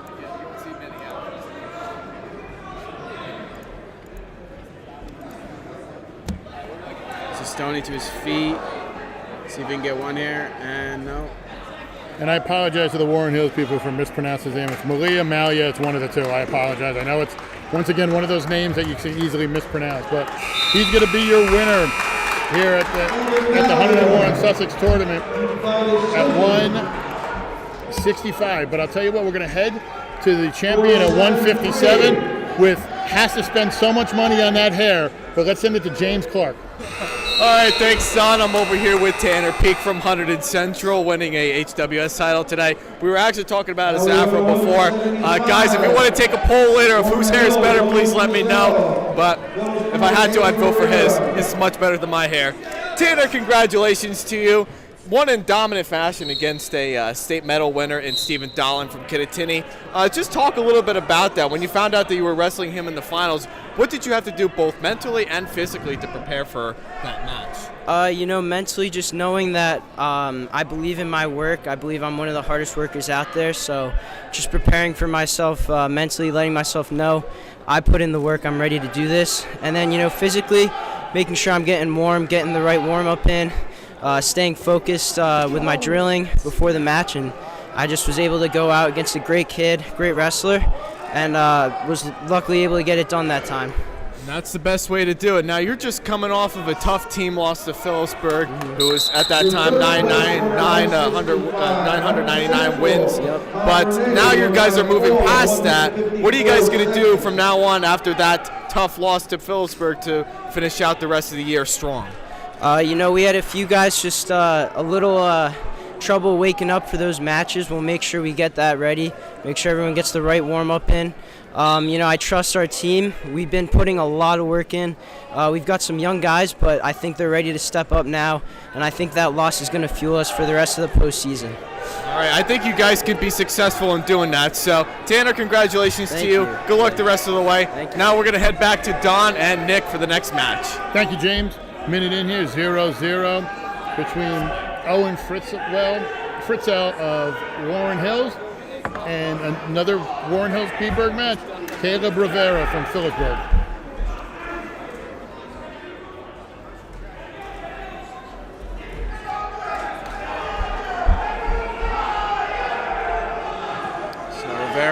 head here. Frizzell gets out. Rivera on a shot now, and 2 gets. Oh, nice. I thought they were going to call him out. I thought they were too. It was close. It looked like from here. 20 seconds left. Rivera's going to try to finish this one out on top. That will highlight what we were talking about before about the referees and the edge. Yeah. Because there's some that they would call him out now. There's others that let it go. Yeah, I mean, there's got to be some sort of system in place so these referees know. Oh, it gets them in a split right at the buzzer. Once again, thank you to the Hunterdon-Warren-Sussex Coaches Association for all they've done in allowing us to do this tournament here. We love doing it, and we're proud to be broadcasting it to you fans today.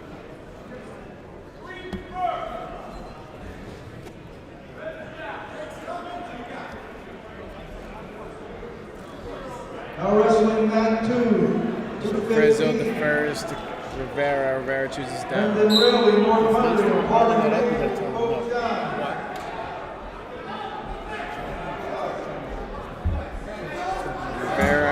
picking up that leg, looking for a reversal, and gets it. And make it 4-0. Rivera with double boots and going to try to extend him. Gets it locked hands. So that'll make it 4-1. On a locked hands. Yep.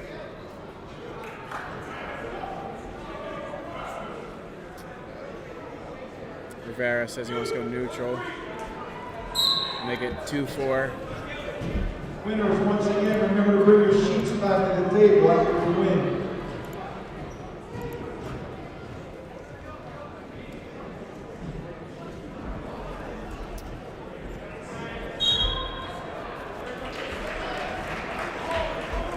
So Rivera's got him in front head, looking to spin behind, and gets it, and make it 6-2. Rivera's got a leg in. 2:15. Trying to break him back. Great job there. Yeah. Wins by 4. Third place, And he's looking for a Hunterdon. crucifix here. He's trying to put that arm behind his head. But he's got to get his hips up. Frizzell doing a good job of staying tough here.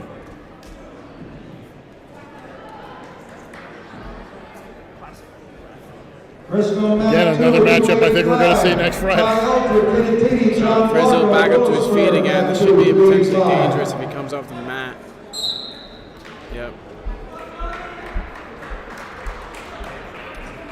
So they're going to reset him.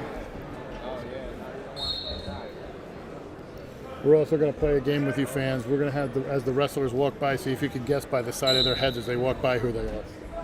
Because there seems to be a lot just not seeing the camera on, but okay. So Frizzell gets 1 here.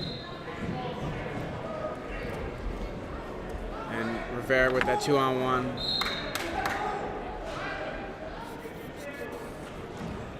$20 seconds left here. Frizzell with the snap.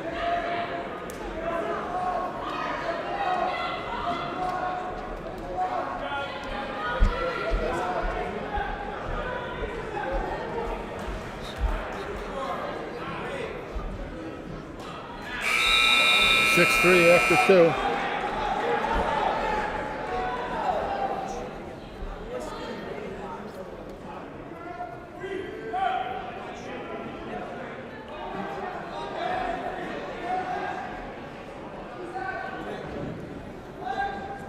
So third period, Frizzell chooses bottom. He's got to do something here. Rivera again with the boots. He's trying to get him flat.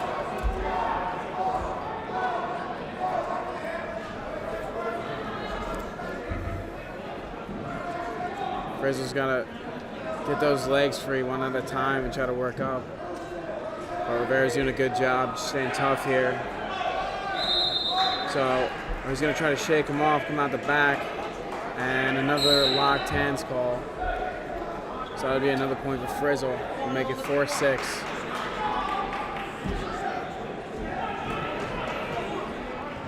A minute 30 left.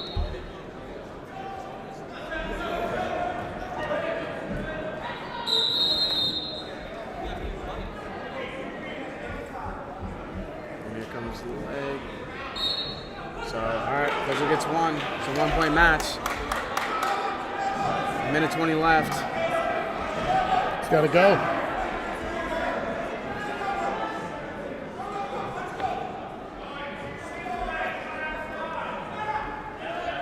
Snaps them.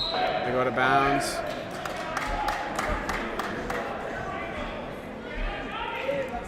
Grizzlies got to get offensive here. He seemed a little tired, but he's going to give it his all. A little winded. Goes for a ankle pick. And does a good job. Great job recovery. Yeah. I thought it was. Rivera tries to spin behind. He blocks him. There's a couple guys. Hunter and Central, I'm sure. And still going. And Rivera will get behind. Breaks him down. Two. They'll seal it. 40 seconds left. Up by 3. And he gets one. 30 seconds left. 6 to 8. See if Frizzle can make it happen here. He's got to get out of that front head. Oh, tries to duck. He's going to set something up instead of just diving in. 15 left. Try to get out of bounds here and work something else. So if anybody wants to tweet who we just saw walk in front of the camera, you might win a free T-shirt. 2-1 time. Great job there by Rivera to take the title at 175. Well, let's head over to James Clark, who was with our champion at 165. James, find out the proper pronunciation. I think we messed up his name the entire match. Let's go. Okay, everybody, I'm here with Stephen Malia from Warren Hills. He won his HWS title. This is his second HWS title, if I'm not mistaken, right? First. This is your first one? All right, well, congratulations to you, Stephen. Big accomplishment here. Just talk a little bit about as far as what you had to do in order to prepare for today and your opponent. Just hard work in the room, training with the right people, going to the clubs in the off season. I was working hard every day in the off season to get to where I am, putting in work in the weight room, going to different wrestling practices for this moment, and I'm just happy to be here. Keep on grinding, go to states. The more practice that you put in, the better off you will be. So, Stephen, congratulations to you. Good luck the rest of the way. Now we got to head back over to Don and Nick with the Brian Soldano match from High Point. We're here at the 190 match, and we actually got the name right, so we were correct. There was a question if it was Malia or Malia, so I think I said it wrong once or twice, but we were good, but we got it right. So here we got an interesting match. It's Soldano from High Point, and so this one Uriniak. Uriniak's doing a good job of staying in a good position here. He almost took him down twice.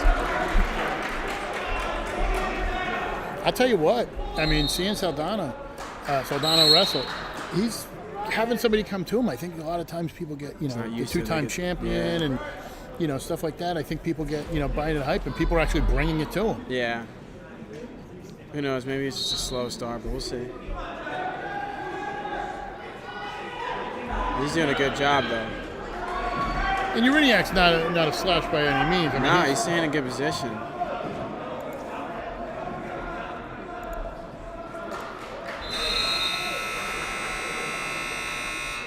Seconds left.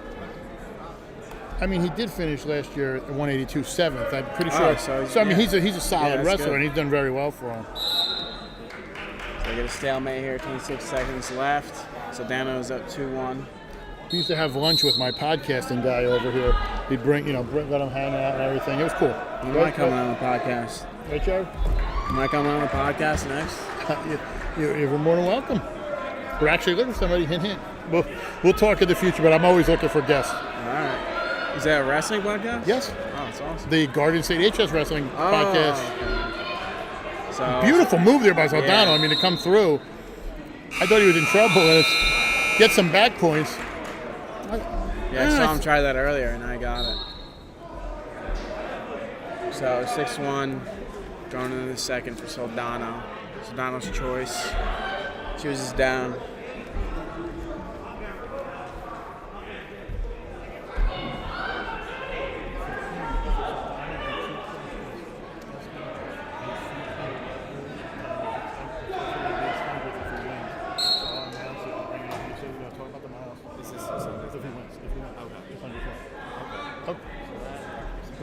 And a Peterson by Soldano reverses him right to his back. Now this is Soldano. I think a lot of people now recognize. He seemed a little quiet in that. Start, very much in that first period.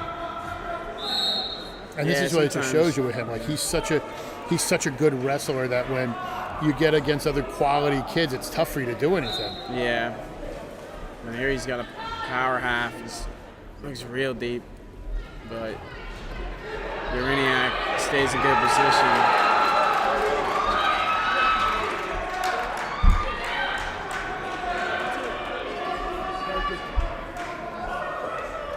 So 1:10 left. And so Don look for back points here. And nothing yet, but he's going to look for this power half. To try to get that deep. Nope.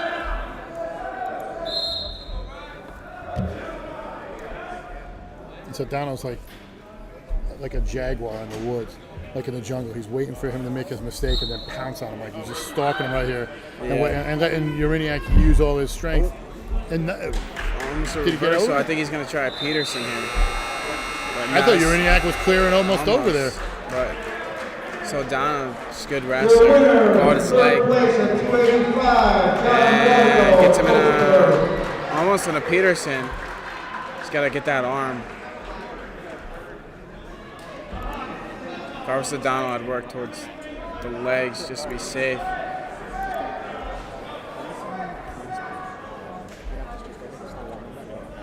He's going to keep that arm trapped and gets him on his back. Gets 2 back points there.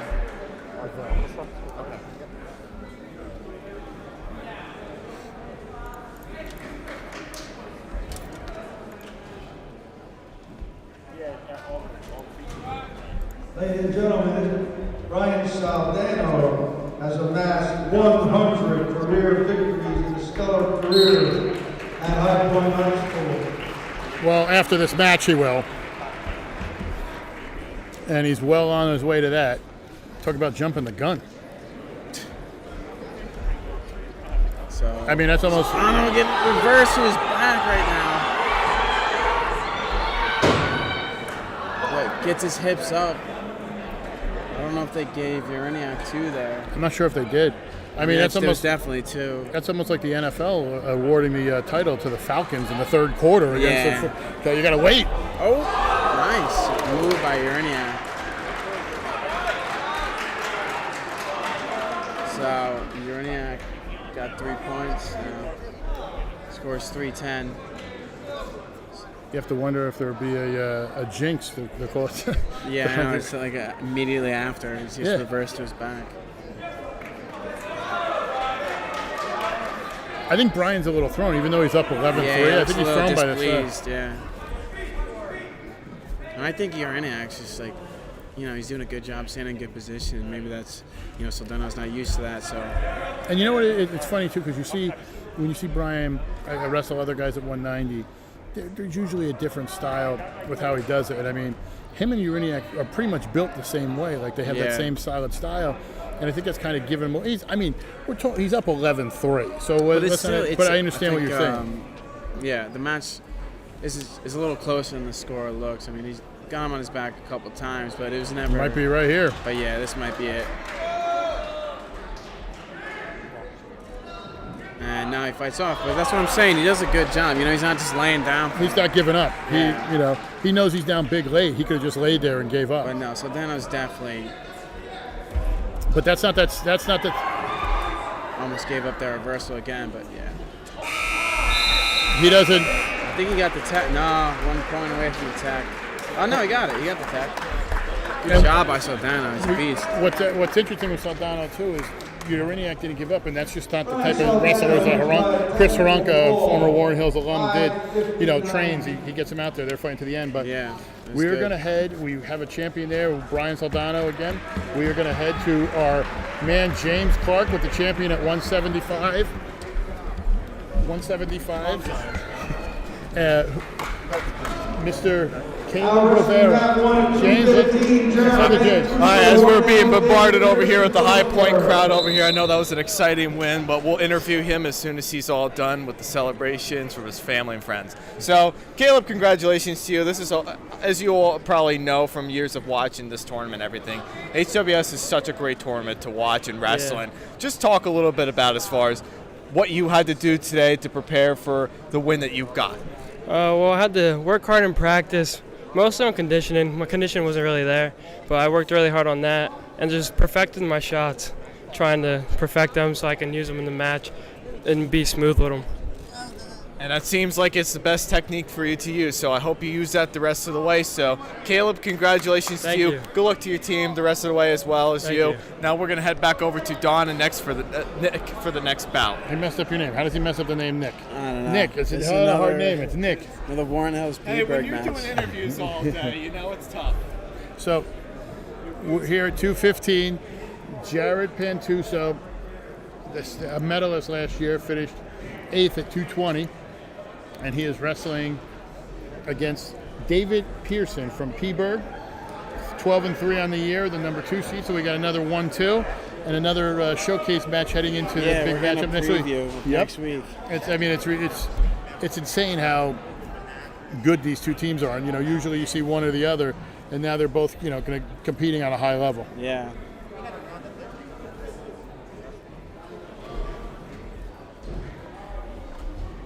This is 215. And they look small. I would have said this is 180 something. I was going to say. And I mean, even some of the heavyweights that are getting ready, they don't look like they're heavy. Well, Akers looks like a heavyweight. McCatherine, not so much. So Pearson with 2 here. Late 2. You always hate giving up those within the last 10 seconds. That's what makes a difference, getting those late period takedowns. Yep. Especially in the first. Yeah, exactly. It's so tough to kind of try to steal one right at the end. Yeah.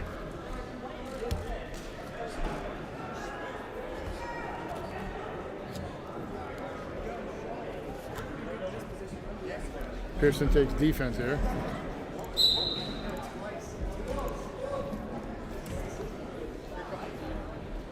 And if you want to defend yourself against hunger, go to Nicolosi's Pizza. With a casual atmosphere and attentive staff, Nicolosi's is New York's oldest pizzeria since 1964. Pick up, take out, or delivery. Located in the Hillcrest Mall. All your favorites. Nicolosi's Pizza. So Pantuso doing a good job. He's a little too far out to the side now. Pearson's got his leg. But gets him flat. He's looking for that cradle. Head in the side. Circles behind.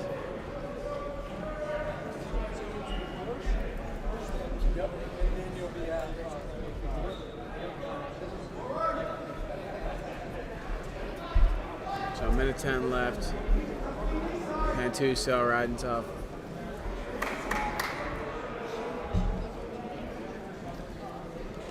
Pantuso would love to get some points here, like get a little bit of a roll or some sort of tilt, get some even it up here heading in and give himself the advantage in the third. I'm not really working for anything. The only thing he's been looking for is that cradle, but he's giving up 1 here. I'll make it 3-0. So he's got to try to get a takedown in this period. He's got to cut that. Close the distance. 30 seconds left.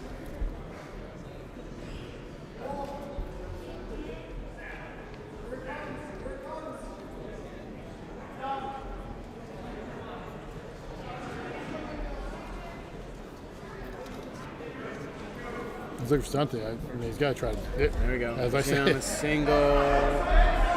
He's got to get 2 hands to that leg, but gives it up. Now he's in front head. He's got to defend here. Good job using his hips. Again, within the last 10 seconds. Yeah. That's 2 takedowns. There's another one right at the end. This should be 1-0 if he defends that the last 10 seconds.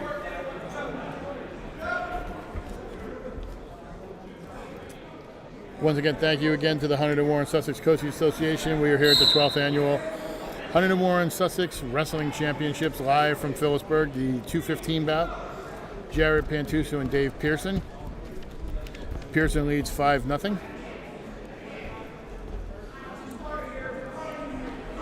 Gattuso got to He's got to do something. firing off shots. I mean, he's got to be super aggressive here.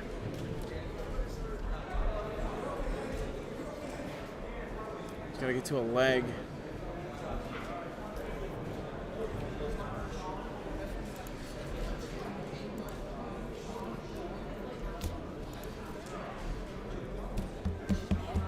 He's got a minute 20. He's running out of time.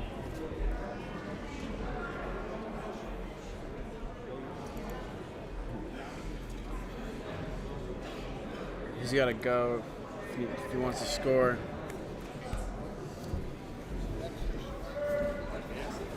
If I were him, I would just start shooting. Take shots. What are you going to lose? You're already losing. It's not any different. Yeah.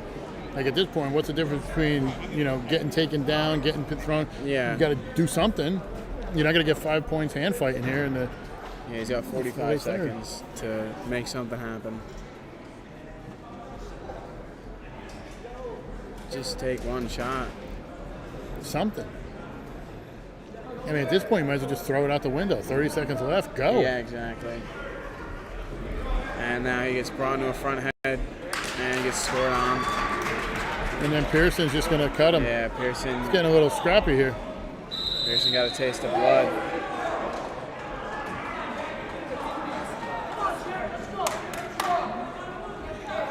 I think if anything, this is going to make interesting wrestling for next week. Yeah. These two are a little chippy here Right at now, 2:15. He's got 2 hands to that leg if he wants to score. He's not going to be able to suck that in with one. 10 seconds left to see if anyone will score here. And Pearson shoots him out.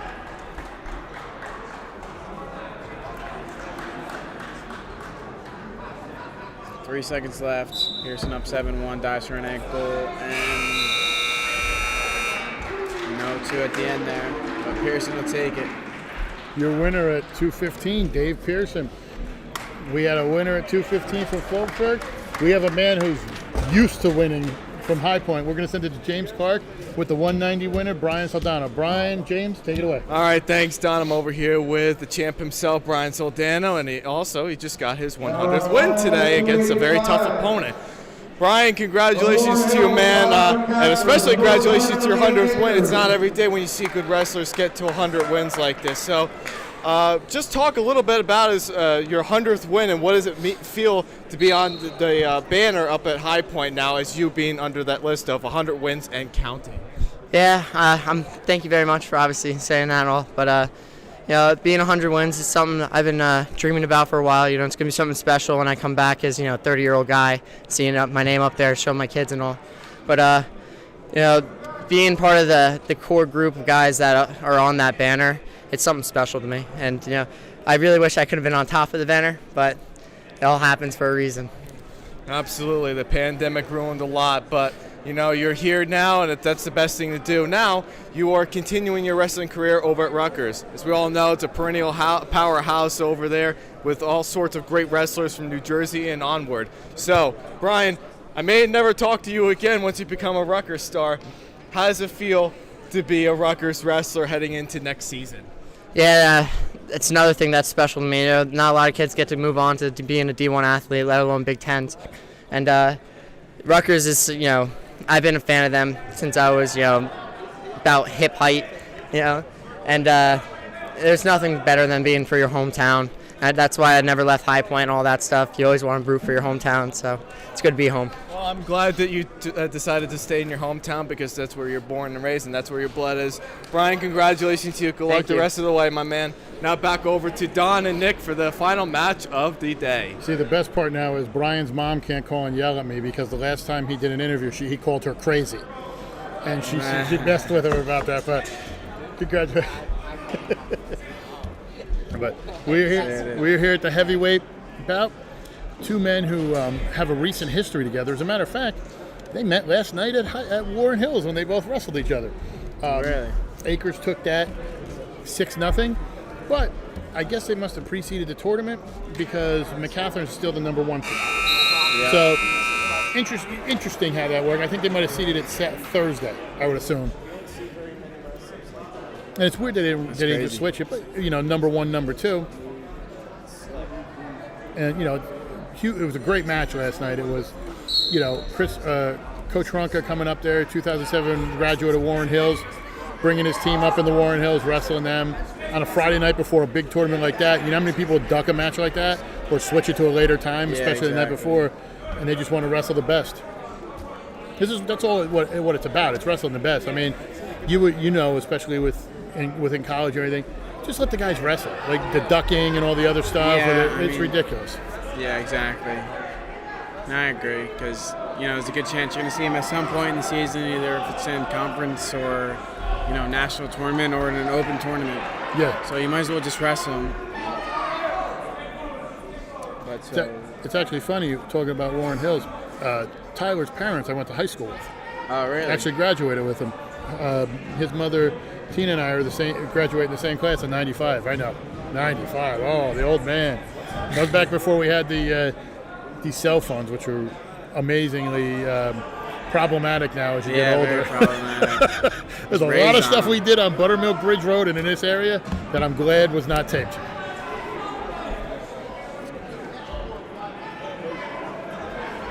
Tyler's trying to get up.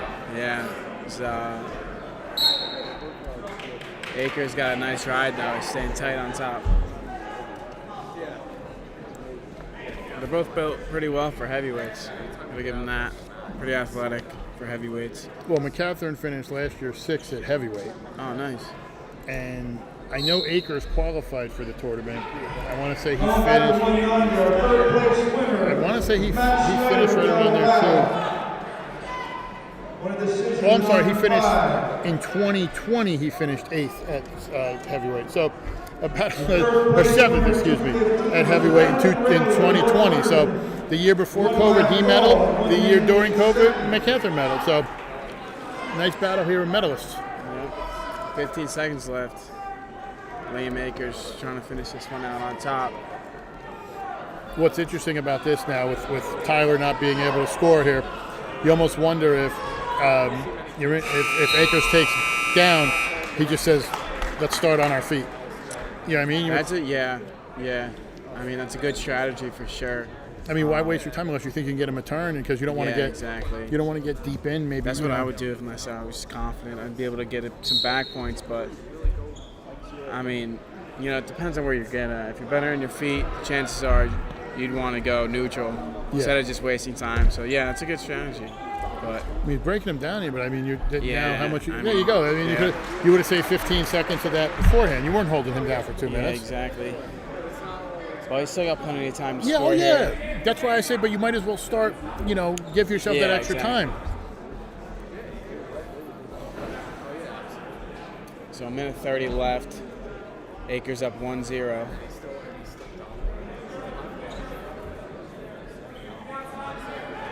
I'm sorry, it's McCathern from Warren Hills? McCathern? McCathern. Oh, I thought it was his name. No. So a minute left. McCathern's got to make something happen here. Sorry. His dad's going to send me an angry email because he sponsored our Gone Goals tournament. It's okay, Brian. It's all right. I'll give him a free plug. Oxford Auto and Tire. South 31st Street, South 31 in Washington for all your auto needs. Go check them out. So 45 seconds left. He's got to start attacking.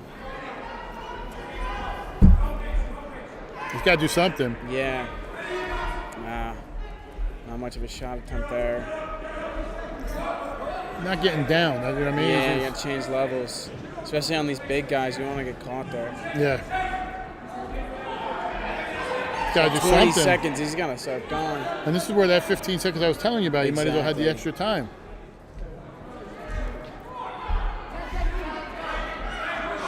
You got to leave it out there. Just do something. And Akers will take it. Liam Akers takes it at heavyweight. But we have a heavyweight champion from North Hunterdon. We're going to go to a 215 champion from Phillipsburg. James, take it away. All right, I've been with all the Phillipsburg crowd all day. They must really like me for some reason, because there's another one over here. So David Peterson, a HWS title today here at 215. David, congratulations to you, man. I know Phillipsburg has such a great tradition of wrestling and whatnot. You've been dominant throughout your whole career here, and now up to a senior, and you're at this point in your career. Just talk a little bit about as far as what you had to do today to mentally prepare for today and the upcoming weeks going forward. I had a bad match the first go around. I won 4-0. It was a slow match, didn't really do anything. Second match was a grind. Got the reversal last 10 seconds. And the finals, I've been coming in with a chip on my shoulder because I lost 2 in states in the blood round, so it's been with me for a lot. And I just thought I wasn't gonna lose. I had my team surround me, hyping me up. Just went out there and dominated them. Yeah, absolutely. It looks like you were out there the entire time because it was a wrestler that was a state medal winner from last year. So it was a very impressive and dominating match from you. Now going forward, now that Phillipsburg won their 1,000th win just this past week against Watchung Hills, what does that mean to you and to the Phillipsburg community? It feels great. I understand it's not just me or the team. It all starts out with Sid Flower, John Barner the best, and Brandon Hall last one, and then all the teams building up. It's been great just to be a part of it and be the 1,000th win. Yeah, absolutely. It's not every day when you see a New Jersey team to go 1,000 team wins like that, And by the way, you mentioned Brandon Hall, really good friend of ours, actually. Yep. So, David, congratulations to you. Good luck the rest of the way and all throughout the rest of your life. You too. Now back over to Don and Nick, real quick. Third, Hunterdon Central, 146.5. Second, we want to film the trophy. In your 2022 team champion with 264 points, the Phillipsburg State Liners. Phillipsburg winds up winning the title here for a trophy presentation that we're trying to save. Everybody hanging around. We're a little hungry. We have a buy one, get one free pork roll. Pork roll, pretzels, fruit, donuts, bagels. We're gonna grab Liam Akers. It's pork roll out here? Yeah, yeah. That's ridiculous. I know, it's ridiculous. But you know what they do? I've always said, and I think you know my idea about this, with everything, when you have heavyweight and it gets to something like that where it's 0-0, it always usually goes to the ultimate rideout. Yeah. My idea, after the first period, you have an eating contest, coin flip. Because big guys are big, we eat. You know what I'm saying? I agree. And so it could be, and there's also strategy. If you're out here, it's 5 hard rolls with Taylor ham. There's different little ways you could do it. You want to do some hot donuts, whatever, and it'll be fun. I think it's more entertaining than seeing big guys, and I'm a big guy, so. But speaking of big guys, we're going to head to the champion at heavyweight. He's currently with James right now. James, take it away. All right, everybody, I'm here with the final HWS champ for today, Liam Akers from North Hunterdon, who won a HWS title here at heavyweight.